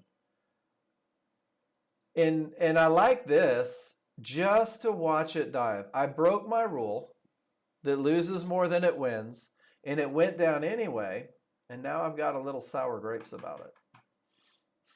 Done that a million times. Guys, it's totally cool for you guys to trade into areas if that's what you want. I would have a plan for jump and ship. Whoops, hey look, Ninja Trader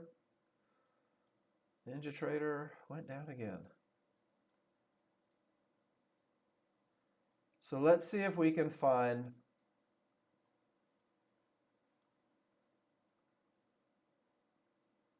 the idea here. Well, maybe the area shifted a little bit, but that one actually gave you a little bit of room. That was your entry, gave you a little bit of room on the white bar, and then it just ends up breaking.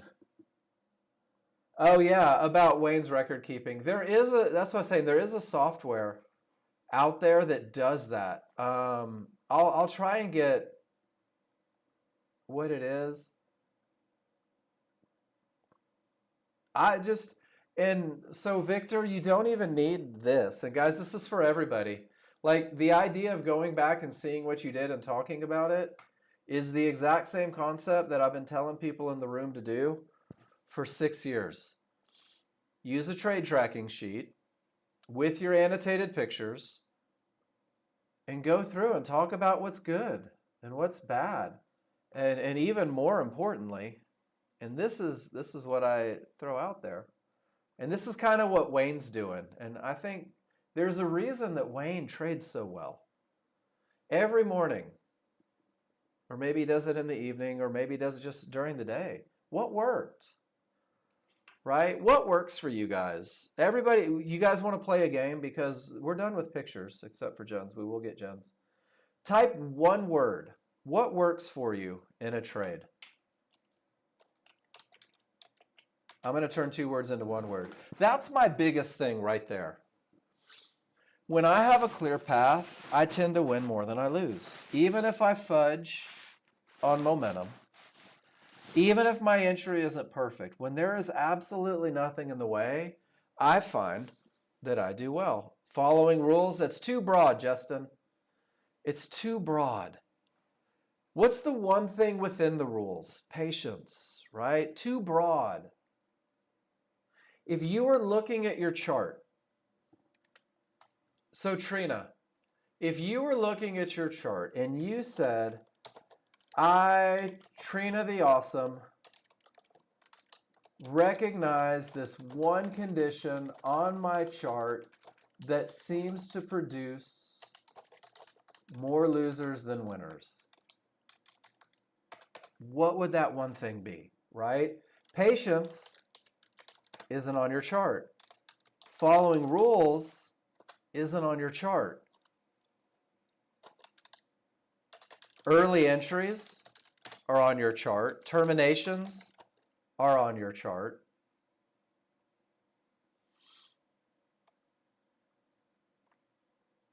Does that make sense, guys? Refine. So what's your thing? My thing was termination conditions for the longest time.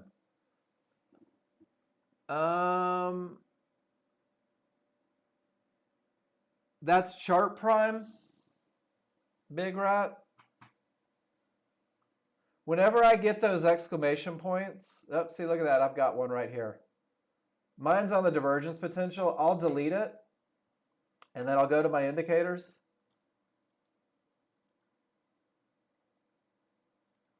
And I'll just reinstall it. And usually that fixes it. And guys, none of you are on any obligation to do this, but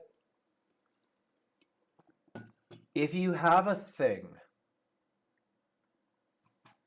you'll recognize it through that process of going back. You're welcome. So Trina, I would say, and guys, here's one of the cool things about when you post in the room.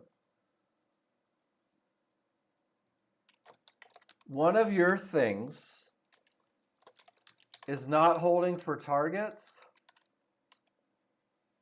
which means I need to work on trade expectations. When it is strong, when it is clear, this is my green light to hold and learn to sit through the small stuff. Right on. But how would I know that?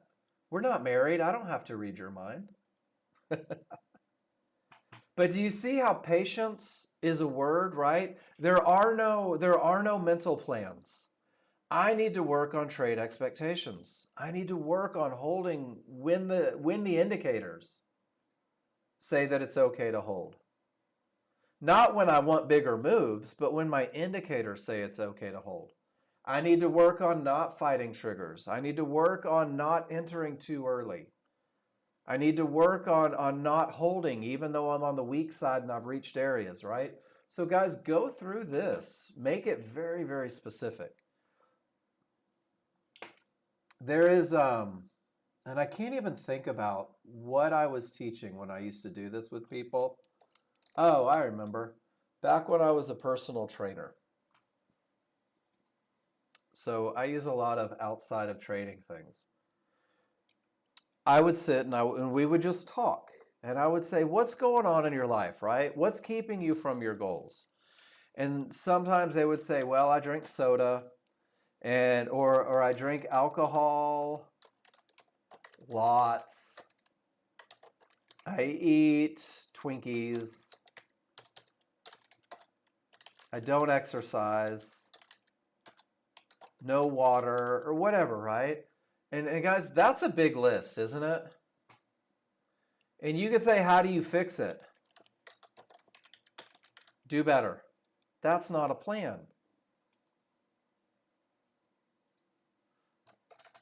So I say, whatever your thing is, this week, I will focus on the elimination of soda, right? This is week 1. On week 2, I will not drink lots of alcohol. In week 3, that's when I'll stop eating Twinkies. I'm still eating Twinkies in week 1 and 2 because why would I give myself everything all at once? Guys, if you find your thing, you can really focus on one thing. And if your thing is trading and determination, so I'm going to keep using my thing. My thing is trading into termination conditions. For the entire week, every time I'm ready to take a trade, Jen, that was your word. I will say 2 things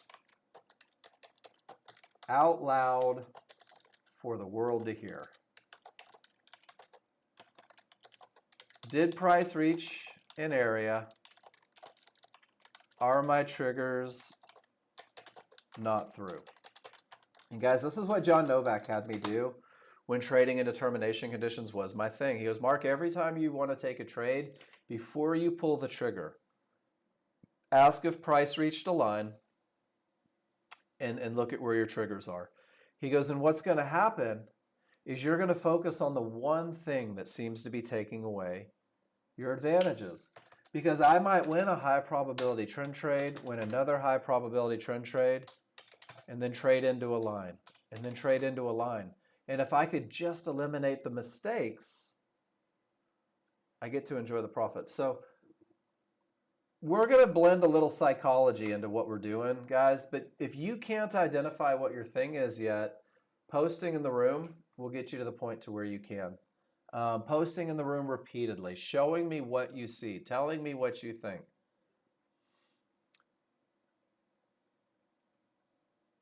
Triggers down, room to trouble, pull back to the area, close below, and you get in below trouble. Where are you in? You're in at 67.75. Trouble is at 64. It's hard to tell where exactly trouble was. Let's go back. Is that the S&P? That was the S&P, right?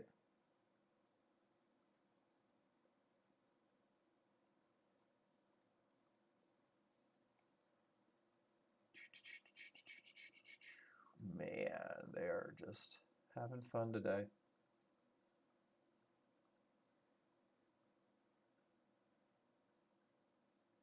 Love it, Jen. You had room to trouble, right? Assuming we had the same look. Assuming we had the same look. I like seeing what happens. So with this look, with this entry, that's the expectation, right? Reach an area, maybe take half profits, hold, and why? Because you're transition. That's it. Perfect trade. Green lines up. Don't phase me when everything is down and there's room to trouble. It's just a green line up. If I was coming from the termination, it's a different story. It's a great trade, Jen. And you got paid.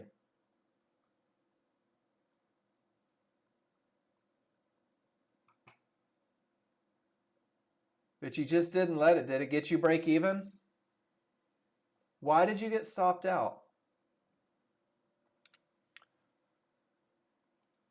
If that's where your stop belongs, what changed to get you out?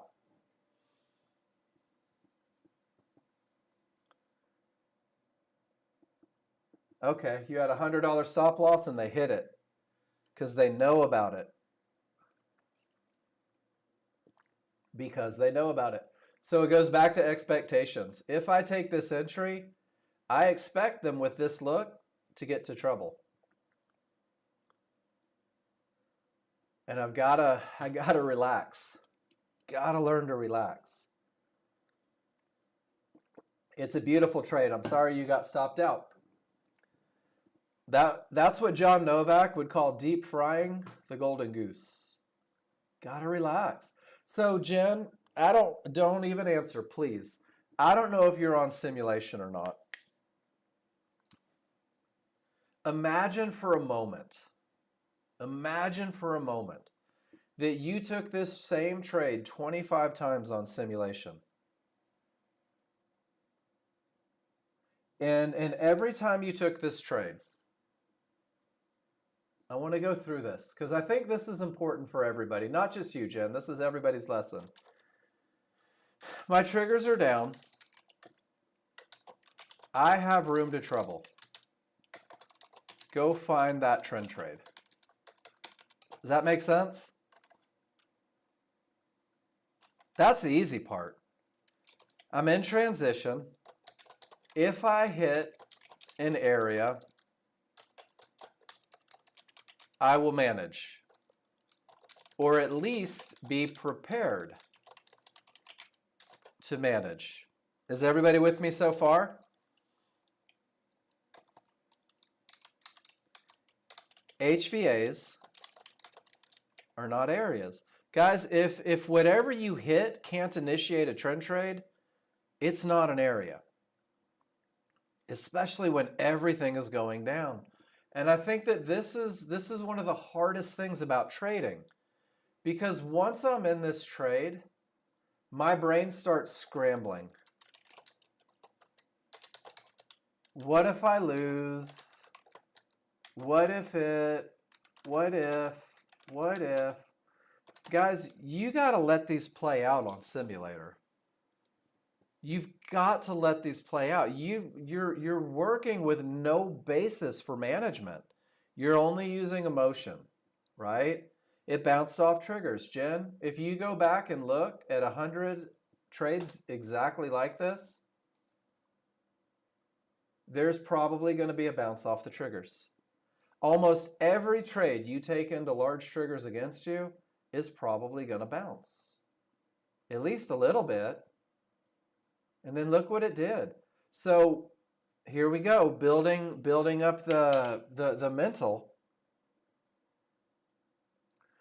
If I know these large triggers bounce more than they don't, Jen, could you just take that one? Because you still have room? Because you've got to make a choice. I either sit through it because it's the right trade, or I refuse to trade into them. You ended up taking it. Beautiful. And did the run from there to there make up for the loss there?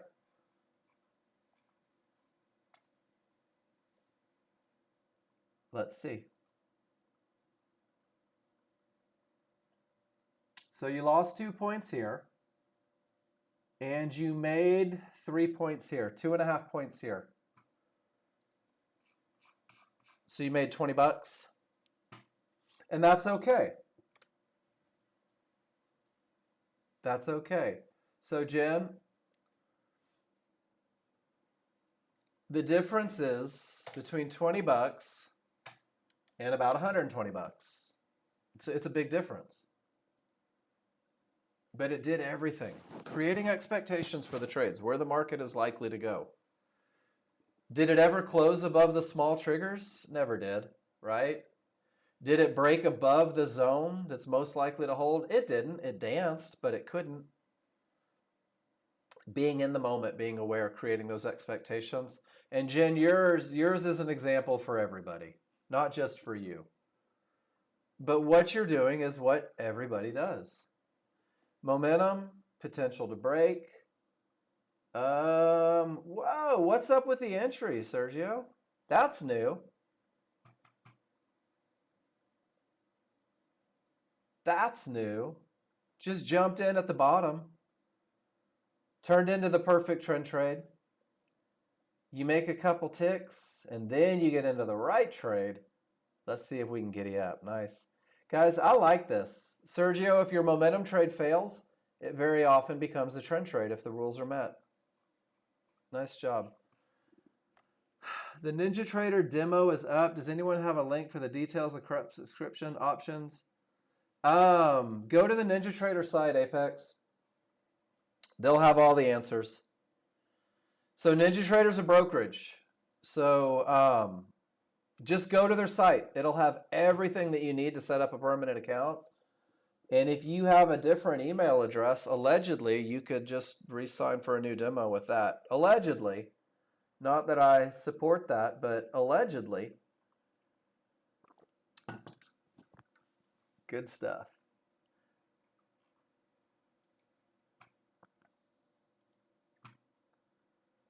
Paul, 15-minute down, transition. It's not an HVA trade, right? It's just jumping in. Beautiful. Everything says down. Small triggers are down. You've got an area to hide behind. White bar down, opens below the HVA. And you just run it down to trouble, Paul. I don't know what kind of trade this is, but it's nice. Because it never pulled back. And that's the difference, making it an HVA trade. It never pulled back. This is really just saying, holy shit, I hope it goes down. Pardon my French. Do they move the templates under resources? No, it just looks a little different, Big Rat. Hold on. Hold on. Let me get you the link to it. Because it looks weird for some reason. And Victor, I don't know if it's really French. It looks weird, right? But there it is right there. Do you see it? Let me get you the link. It's like all ghosted out. I need to talk to John about that.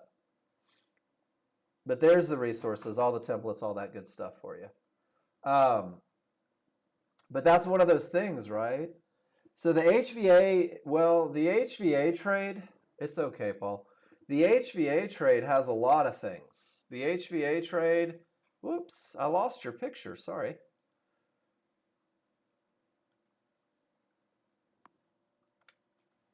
So let's turn this into an HVA trade. And Claire did a good job of this. So from down here, Paul, golly, where are my arrows? The market breaks down, pulls back to a termination, pulls back, you get the HVA, then continuation. That's kind of what an HVA is. First it's a termination, then it's a white bar, then it's an HVA line, and it's that pullback to the HVA line. Does that make sense? And it could be up or down. It really could be. Everything on your large chart said down. Your small chart was supporting it. There wasn't a true HVA trade, but you have nothing in the way. The small triggers are screaming. The large triggers have room. Everything says we're probably going down. And it did. It went down. Stop behind the zone. That would be my only question. Did you put your stop behind the zone and say, you know what? Everything says down. If they're able to get above this, I'll jump ship. If they don't, I'll get out of trouble. That's it. Does it guarantee a winner? No. Is it an arbitrary stop? Kind of, because the pivot high is up here somewhere. So it's not a true trend trade. It's not a true HVA trade. Your stop would go behind that zone, which would put you at like 07. So I like the trade. I can't name it. So I just want to make sure you have a management plan. Miss Trina, down, room, pullback, close, absolutely nowhere to run. And it bounces, and it bounces, and it goes right to where the software said it was most likely to go. And then why did you get stopped out? Why did you give back $400 when you knew right where the market was supposed to go, right? Oh, maybe not. It didn't make the big chart. Okay, it didn't make the big chart. But from 1618, you're up here on the weak side, right? You're on the weak side. 1 minute area is most likely to hold. 1 minute area is most likely to hold. It's a brave hold. This is where'd you get stopped out at? 20? If I get to an area here, I'm super tight. Like I feel like from the weak side, you dodged a bullet here. And I'm glad you got your targets. I think your bravado jumped out a little bit. So from the weak side, the expectation is that it makes the area. But it already made the area twice. And now you're on the weak side. That's where a little tighter, right? Maybe a little more willingness to get paid. And why? Why the hold through 1, 2, 2 rejections, closes above, pushing back up, pushed you back into the zone from the weak side. It's assertive. It's very assertive. It fights a lot. I'm glad you got paid. I'm always glad you guys get paid. Temptation, but recognize trouble, Victor. Good job. Down upon entry, room to zones. Momentum on the chart. Sell the pullback to the 1-to-1s.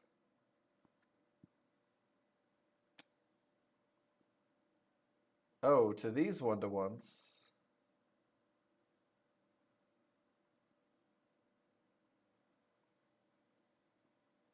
And just rode it to the zone, Jen. Yeah, getting your groove back on. You're good. To the pink 1-to-1s. Right on. Did they break? I guess so. I guess they broke. Came down, pulled back on the next bar.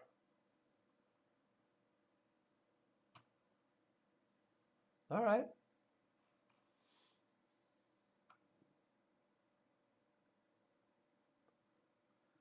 Let's see if I can find a picture of a momentum trade for you.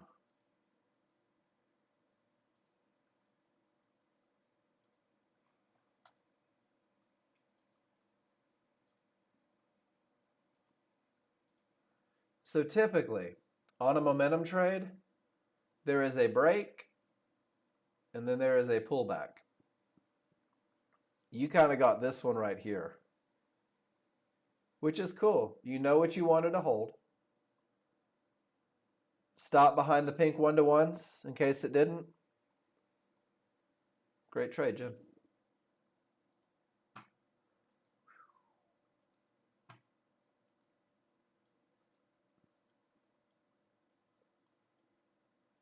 Made it to trouble, and now trouble appears to be holding. We'll see if it lasts. Made it to trouble, and now trouble appears to be holding. We'll see if it lasts. It either does or doesn't, right? Either trouble holds or it doesn't. Either it goes up or goes down. Waiting on a pullback now. Missed the HVA since it happened right at a zone. Need more practice on that. What are you looking for, Victor? Are you looking for a long HVA?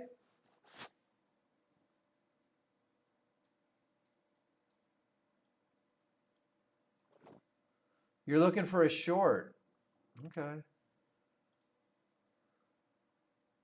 From up here? Or from right here? 50. 50. So there's your divergence low as well. So you're looking for a pullback up here.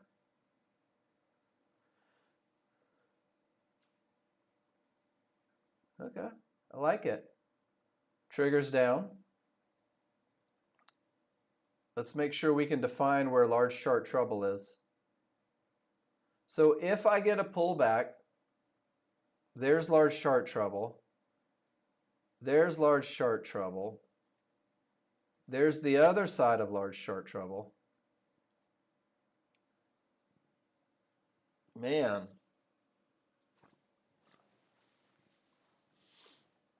You would have to deal with all that trouble, wouldn't you? If you chose to trade into it.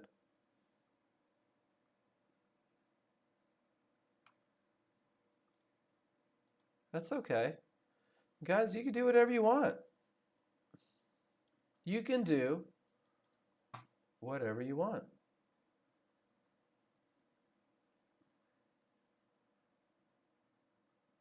Get those smalls above. Hell, if that's going to be a bottom, I don't know. I don't have any rules met here. Let me try and open Ninja one more time. I guess I'm going to rebuild everything again this afternoon. Something keeps giving me fits on Ninja Trader. What do you guys want to talk about?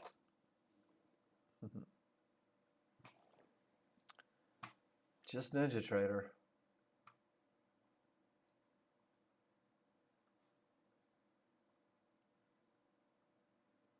Just Ninja Trader.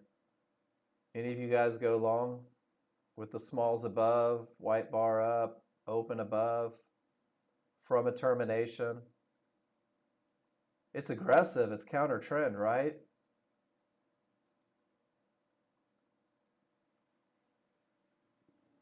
That sure is a pattern.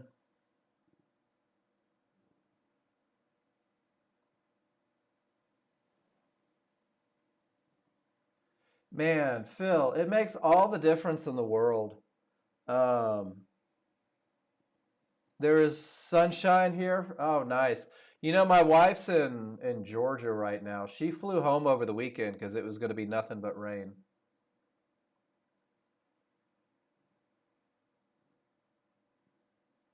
It was beautiful. I played golf yesterday. It was like 67 and sunny.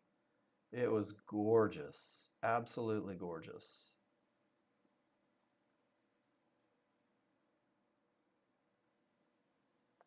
No, you're in Alabama, right?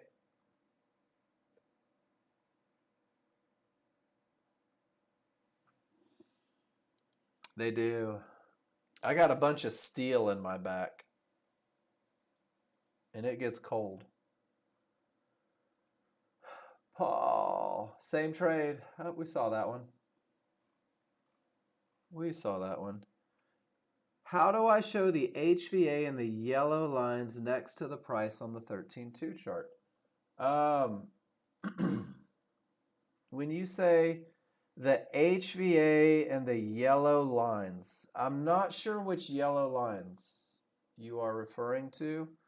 Um, Gab, do you happen to have a picture of what it is you're asking for? My yellow line? Well, this is, oh, look at that. We won, guys. There's your HVA trade, guys. For those of you that are wondering what an HVA trade is, Claire's going to hold it up to eternity and make $10,000.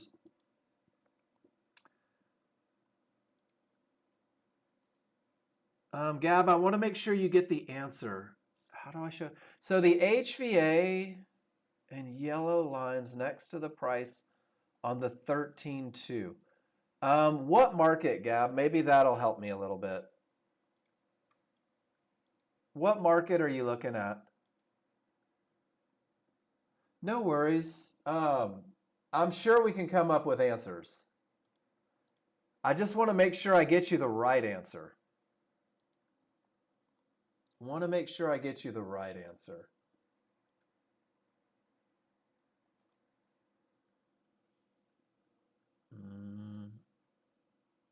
An ES, small still below the large, so no HVA trade, right, Jen? Great job on the rules. Little different look on NASDAQ. Three triggers through, not the best look with termination conditions. Pull back to the triggers and stop. Trailed stop. Filled. Filled. Nicely done, Justin. If you're gonna take a chance, it's three triggers through. Well, it's two triggers through the bottom. Perfect low risk entry. And you take a shot. Take and manage, right? Take and manage. Victor, it's horribly counter trend. It is disgustingly counter trend, which is why you get paid right there.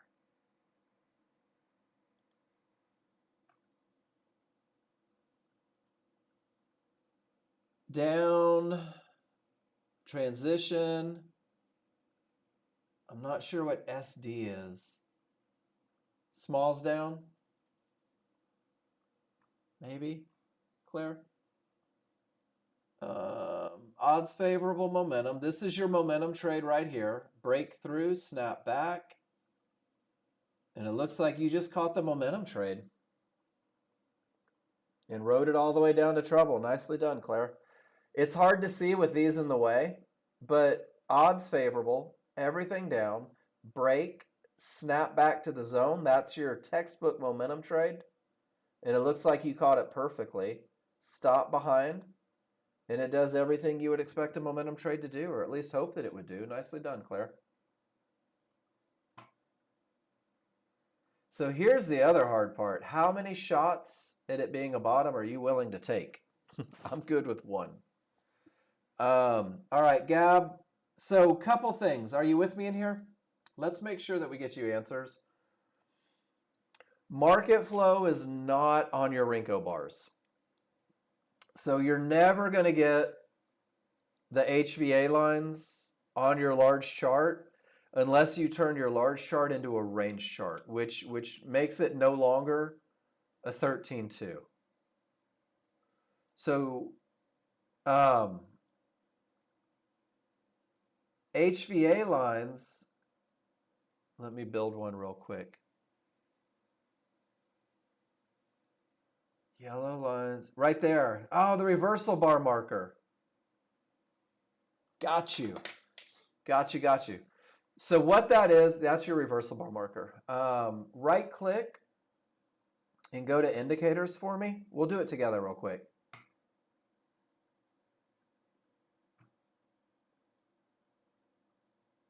And then go to Pro Trader Syn New, SYN. And the Syn represents, it's going to have stuff from other time frames. Scroll down a little bit. And then it's right here, reversal marker 1. You should have show reversals, show reversal price, which means that it'll show you the exact price. This bar becomes a down bar. And then you can just pick your color, whatever you want. And if you have those settings in there, but it's not showing, let me know. And we'll try to get sneaky on it.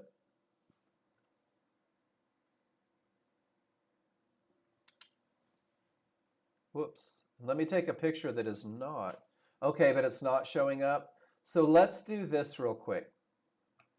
Click on your large chart for me. And then I want you to hit F5. And what F5 will do is it will reload the Ninja script. And a lot of times that'll get you back to where you need to be. That's always my first try. And it's going to take a second for it to recalculate. So when it's done recalculating, let me know. And then if that doesn't work, we're going to try something else. We're going to have fun. Yeah, Trina, one of my biggest challenges, and guys, you probably don't realize this, but this classroom is built around the things that I've screwed up, is I'll take it, and then I'll take it, and then I'll take it, then I'll take it, then I'll take it, then I'll take it, and I have done monumental damage trying to be the first one in at an edge. If the conditions are perfect, I'm one and done. One shot, call it quits, because I believe my opinions are gold. And I will do a lot of damage in a very short amount of time trying to be the first one in. That was one of my things, Trina. That's one of the things. Gold plating. Yeah. Fool's gold, Wayne. Fool's gold. But Trina, that was one of my things that I realized when I'd go back and look at a day where it was hard to make money. What I realized is that I would take a trade, and if it didn't work, I was so damn egotistical that I'd take it 3 more times, believing that the market was wrong and eventually it would be right. I'm not proud of that, but that's kind of a true thing. But these are the things that you have to make those mistakes, right? Making a mistake is okay. Making a mistake is awesome. If you don't ever go back and revisit it, like if you don't go back and analyze it, if you don't talk about it, even if it's to yourself, right? Like if you don't go back and say something like, oh,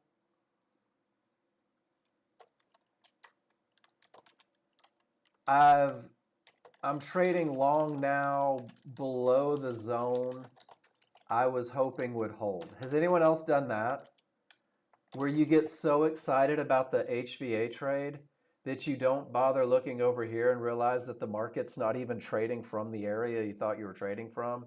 It's trading directly into the area that may stop it now. And then it doesn't go anywhere. It's cool how just a little bit of study pays huge dividends. Gab, how we doing?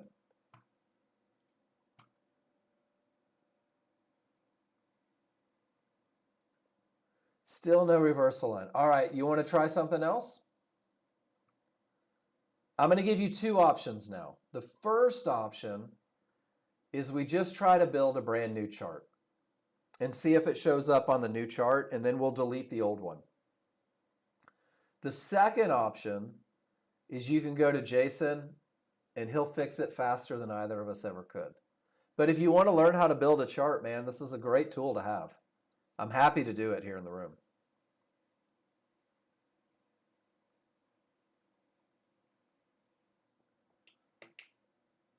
That's okay. Doesn't matter. Doesn't matter.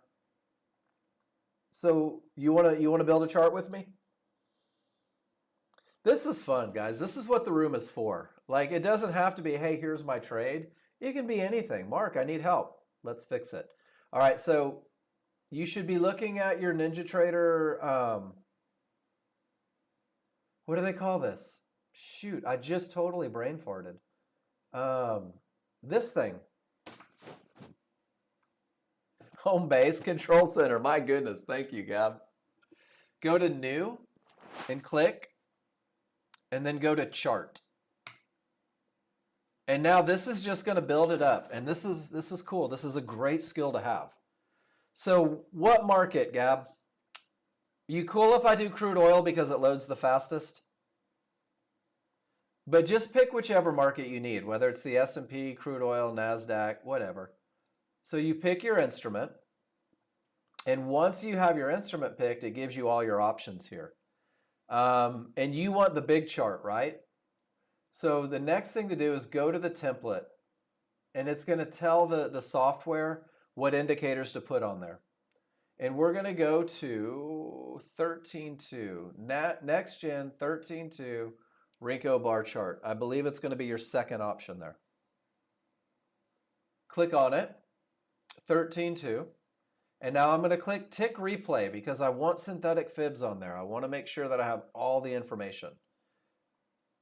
So it should say your market, 13.2, Nexgen dynamic Renko, 13.2, tick. How easy is that? Click OK. Bonk. Okay, we can fix that. So don't worry about that's probably the challenge then. And then up it comes. So we've got to dig a little deeper. I want you to go to Tools, and I do believe it's Database Management.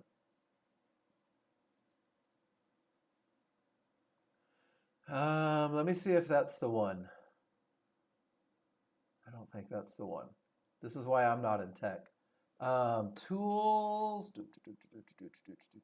settings. Yeah, here we go. So tools and then settings, go to market data, and you're going to have an option that says show tick replay. Make sure that you have a check next to that one.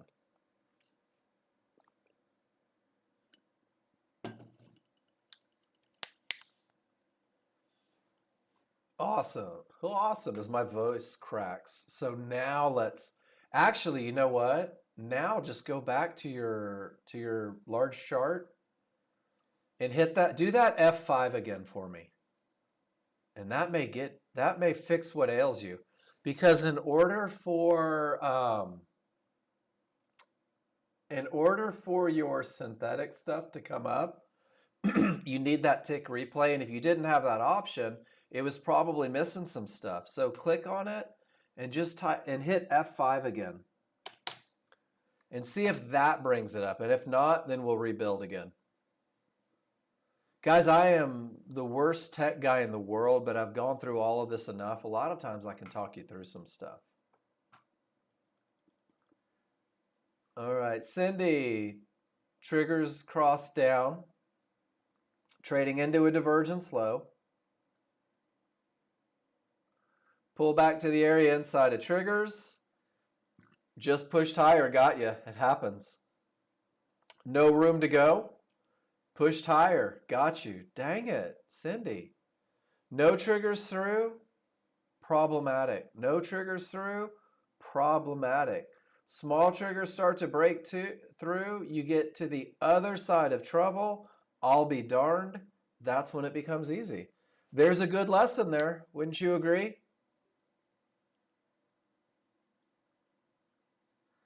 First one, directly into a termination. Second one, directly into a termination. Third one, actually had the potential to break. So what's the lesson? Trading into terminations is more likely to whip your ass than it's not. Pardon my French. Again, I got a problem today, guys. I'm sorry. Does that make sense, Cindy?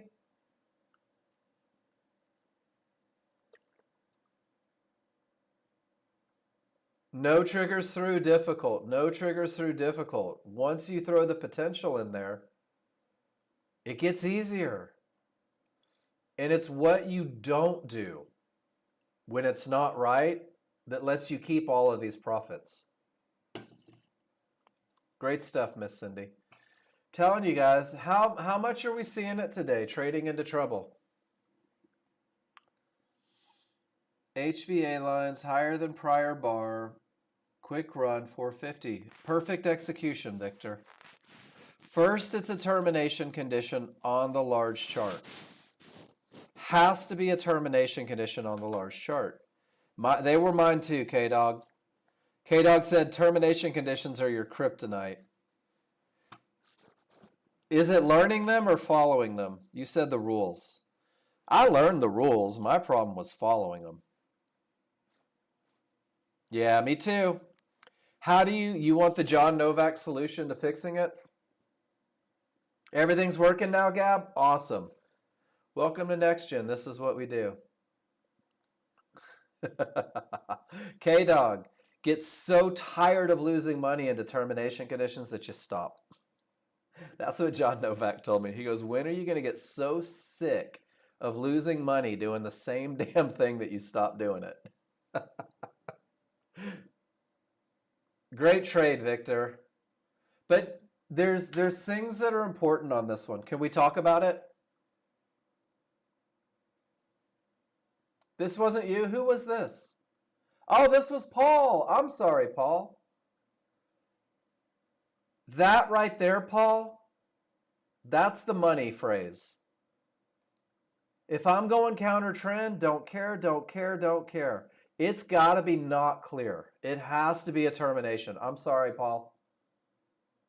And then it has to be. Here's your rules. Are you ready? Smalls above large. That's the one that changes it. That's the one that changes it. First, it's a termination. Then it's smalls above. You did it perfect. And then great recognition on the pattern, Paul. That's how you use that white bar.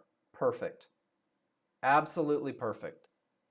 Nicely done. High fives coming from this side of the world. Great usage of the lesson. Boaz. Momentum. Path. Pull back to the area inside of triggers. Make some money. And they're like, oh, Boaz, there's more money to make. Oh, so here's the question. Here's the question. Why on earth would you enter and exit on the same bar? So here's that next level management. Was there any reason to exit that trade, Boaz? With odds favorable momentum, with a clear path, can you come up with any reason that an exit makes sense at an area inside of triggers? Only to take it? Mistake? Perfect answer. Perfect answer. I love it. Great recovery. Getting back in, getting your money back. Beautiful trading, Boaz. Beautiful trading. Oh, Miss Cindy, all the triggers are below and it's just easy money. And it's just easy money. So, Miss Cindy, do you mind if I use your charts as an example?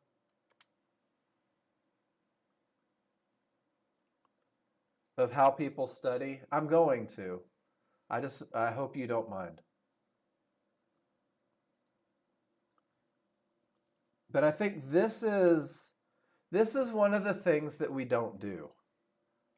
And when I say we, I mean everybody.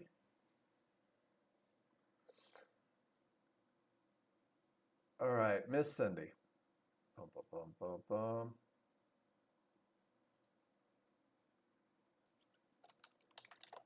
Into term, lost.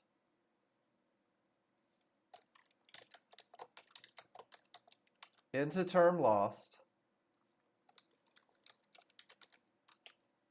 Potential 1. Clear 1. So Cindy, on your next trade, are you going to look for this one or this one? Or are you going to start thinking, you know what? This one appears to make winning easier. That's it, guys. That's all going back historically and annotating is. If you just said first stop failed, you're doing yourself a huge disservice. If you change first stop failed into traded into a termination condition and loss, doesn't it change the dynamic of what you're willing to do next time? Does that make sense, everybody? Your first opportunity did fail, but you didn't talk about why it failed. You have to take the time, guys. You got to put the effort in to say, I traded directly into a large chart termination condition, and I lost 2 times in a row. When it broke, I won. This is how you get better. Because what a lot of us do is we think in our heads, market sucks, trading sucks, that should have won. Anyone other than me do that? Change your language, guys.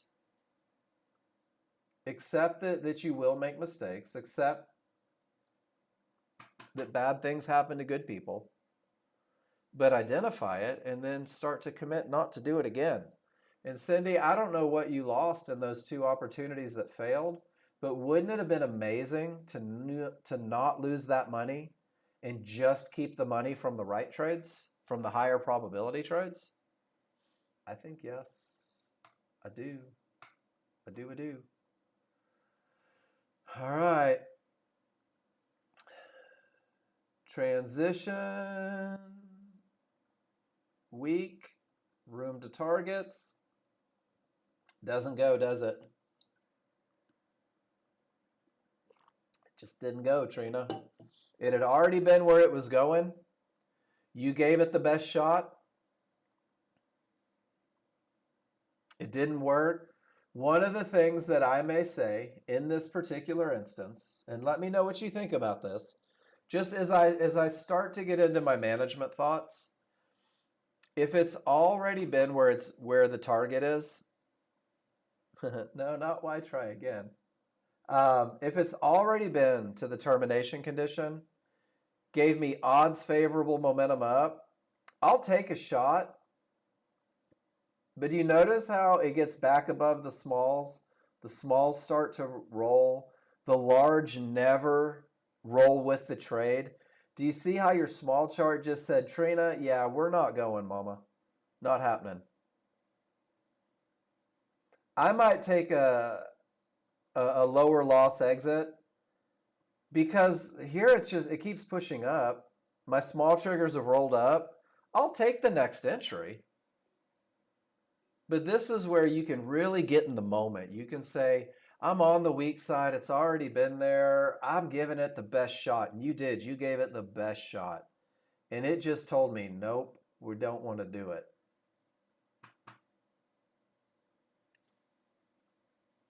From the weak side, I love it. From the strong side, I'd let it marinate all day long. Wouldn't hesitate to hold that trade. Victor, your boring but reliable trend trade. Triggers down. Price on the weak side. You had room back to trouble. Trading into it. Oh, trading into a termination condition. So from the weak side, trading into termination conditions. Okay. And it worked. It worked.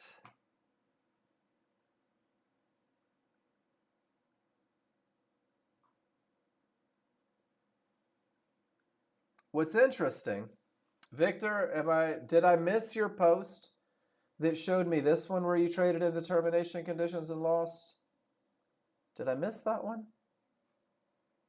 I hate to think that I skipped a trade. Surely you posted that one.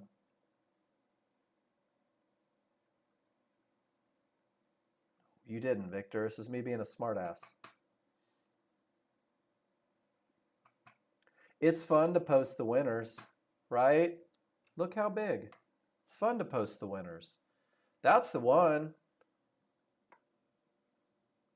I guarantee your winners aren't why you're not making money every day. It's these. Victor, was there any reason to trade directly into an area? No. This is what I'm talking about, guys. The difference between success and failure is usually microscopic. It's little things. You take this trade, you decide that the market did something wrong, and you keep taking this trade and you keep fighting these losses, right? And then because you lost here, you say, well, I'm going to take a chance trading into a divergence low from the weak side, hoping that shit breaks. And it does just enough. Just enough. And you say, I made $485 breaking my rule here. But no mention of the money that you lost breaking your rules here. Every trade, guys, win, lose, or draw. That's how you get to where you want to be. Don't skip the trades that don't feel good. Don't skip the annotations on the trades that don't make you feel like a winner. Every one of them, and you'll be floored. If you type traded into a termination lost enough, you'll stop doing it. If you skip it, if you don't take it, if you annotate it differently than what is actually happening, you're more likely to repeat the process that's causing you grief. Promise. Pinky swear, Scout's honor. But that's pretty cool, right, Victor? Because you just learned something. Not only about yourself, about how to become a better trader. You realized that you will subconsciously skip losers and not log them because it doesn't feel good. I've done it. Weak side down. Weak side of triggers, but it's all down, right, Phil? Pulls back to the area, close below from the weak side, there's money. Pulls back to the area, closes below from the weak side, there's money again. That's it. Get paid. Little tight, but you had like 7 points between your entry and trouble. Rinse and repeat.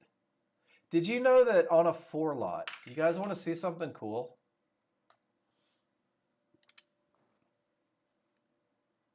On a 4 lot. So from 49 to 38, we're going to call it, I'm going to round down to 8 points for math. I'm not going to try to do it. 8 points is $160 or $160 per contract times 4 contracts. Stupid math. $640. Right? Is my math right? $640 trade, give or take. I want you guys to see something that people just don't remember. $640. If that's your average, hold on, I'm going to do this, Phil. Let's say you only catch half of that. And you do that every day over the course of the trading year. It's an $80,000 year from one trade with room to trouble. That's half of it. Phil, you had the same trade right here that had even more money to make. I don't know, maybe you were in the bathroom, right? Did you guys know that that could be your entire day right there Between 11:20 and 11:35? Yeah, it will, OG. Between 11:20 and 11:35, waiting for two perfect trades, taking them without hesitation, deviation, right? Just taking it because it is. That's your day.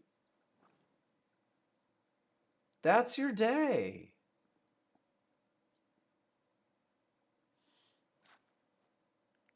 Billions. That's all you need.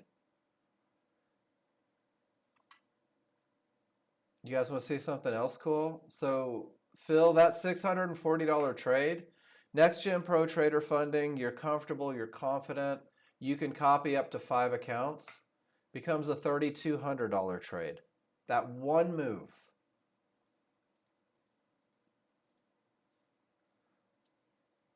How's that? How's that for a difference in results? It's not more trades, it's not different entries, it's not looser management, it's not more aggression. Just copy the account. So, are you in Pro Trader funding yet, Phil?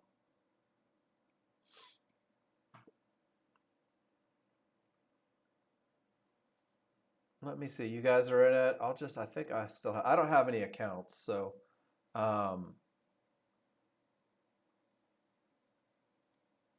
so the copier here, let me slide off to the side real quick. Let's see if we can do a live little example of this one real quick. I don't want you guys seeing my credit card number.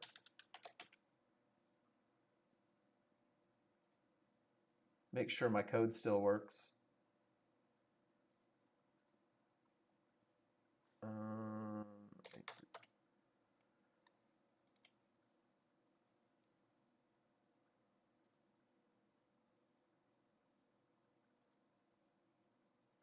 So what I'm going to do, I'm working on it. You don't want my credit card number. It won't get you that far. See if it'll let me purchase an evaluation real quick. Hopefully, oh, I didn't check all the things. There we go.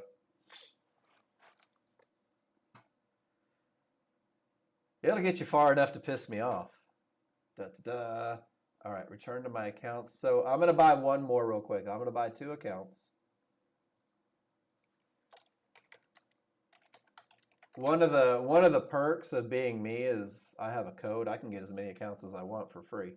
But I still have to put in my credit card number for it.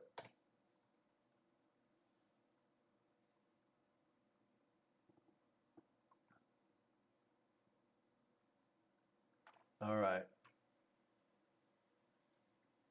So I've got 2 accounts. Just bought them, right? Nexgen Pro Trader Funding. I've got my accounts. I got my credentials. Everything's good. I can go to the copier. Dang it. I guess I'm going to have to buy a copier. Hold on.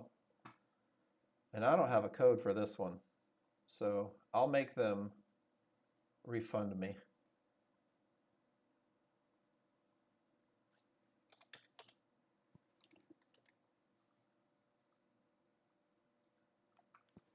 Almost there. It's for a good cause. You guys owe me 20 bucks.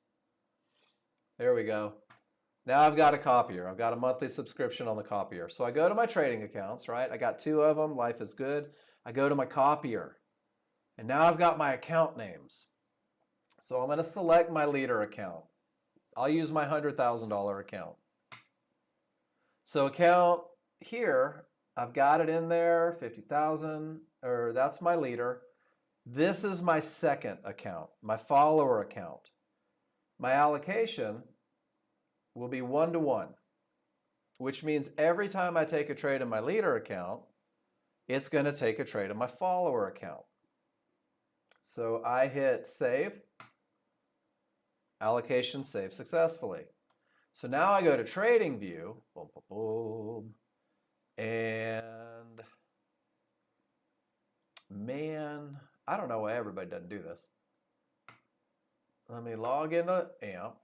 Is it going to let me? Oh my gosh, I haven't done this in forever. Let me see if I can find my AMP credentials real quick. You guys are making me work today. I love it. Almost there.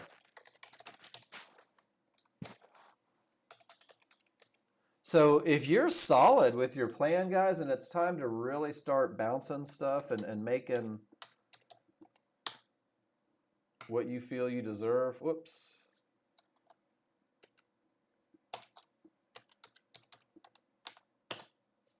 There we go. Logging in. All right. So my leader account is my 100th. Let me go look real quick. My leader account is 9.3. So I'm going to put 9.3, and that's what account I'm going to be trading.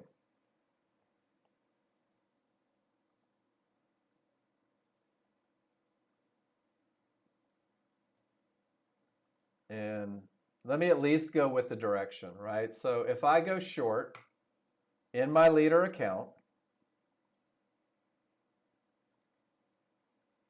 you can see that I'm short in both accounts. So it literally mirrors, tells you exactly what you're doing. And of course, that's a horrible trade. And if I go long in my leader account, right, and I go back and refresh, you can see that I'm long in both accounts. So you could literally take a $100 trade, mirror it in 5 accounts, it becomes a $500 trade, go do something. And you can refresh, you can see exactly where you are, you can make sure they're trading, you can turn it off if you want to turn it off, right? Pretty cool, right? John Novak took everything that he hated about other copiers and took them out of his copier. I don't even have a stop loss. That's silly. Oh, there's your bar pattern, Victor. Awesome. We won't let this one lose because they'll all make fun of me. There we go. Target reached. So now when I go to my accounts, you can see that I'm down money because we took a stupid trade, right? And then if I go to my other account, it's pretty much the same thing.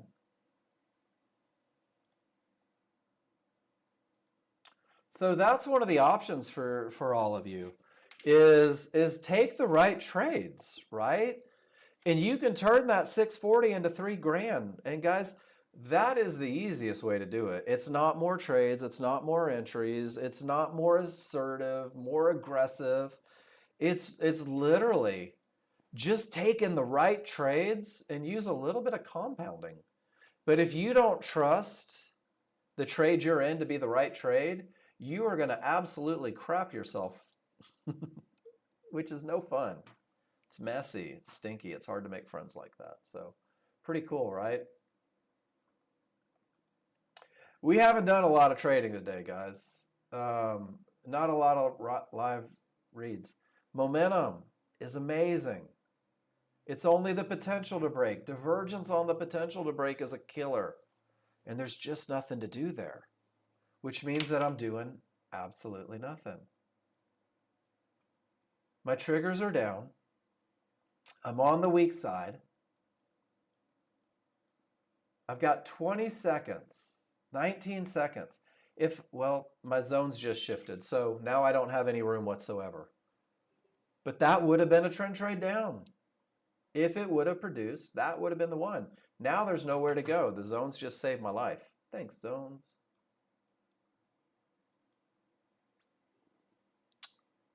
Any questions?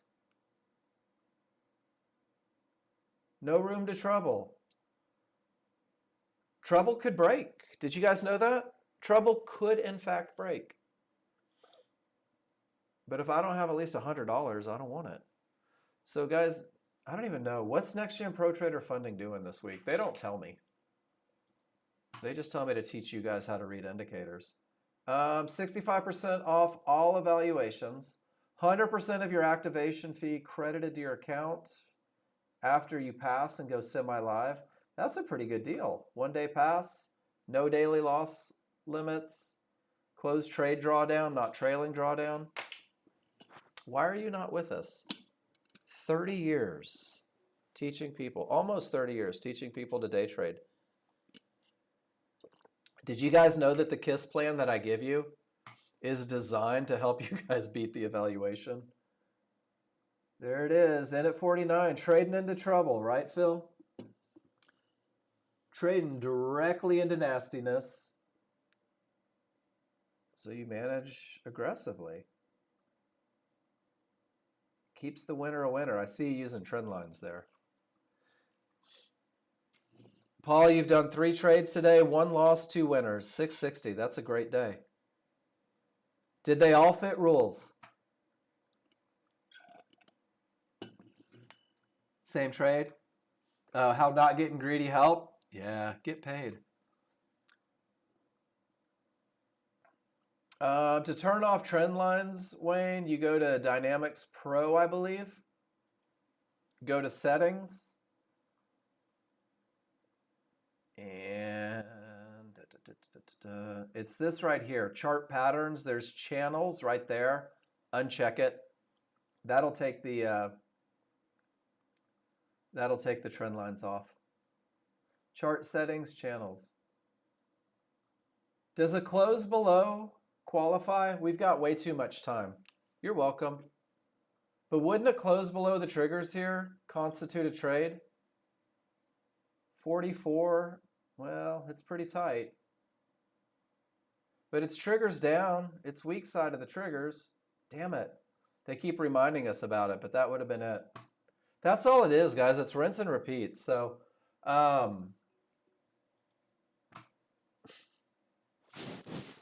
rinse and repeat.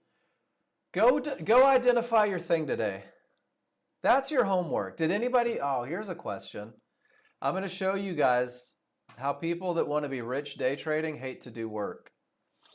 So Friday, I told you guys, if you really want to get good at this, go take pictures of strong triggers, weak triggers, clear path terminations. Don't raise your hand. I don't want to put anyone on the spot. But who did it? Did anybody put any effort into becoming a better trader by learning to read their indicators? If you didn't, and you're struggling with chart reads, it's on you, guys. I used to take it so personally. It used to hurt my feelings when you guys wouldn't get where you needed to be, and I realized that I'm just not in control of that. You did some homework. I like it. I did a lot of homework this weekend, guys. I take so many pictures. Did you guys see the trade that I posted in the room today? Oh my gosh, I take so many pictures, it's not even there anymore. I took my entry. I took my reasons. I took my management. Let me see if I can scroll up and find it. And I'm going to show you guys every trade that I take, every time I enter the market. This is what I do. So maybe this will be helpful for somebody.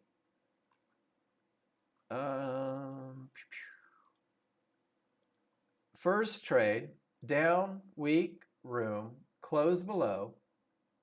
With the large chart weak coming from a termination, strong triggers 1 minute. It's okay to let it slow before attempting. When it slowed, I entered.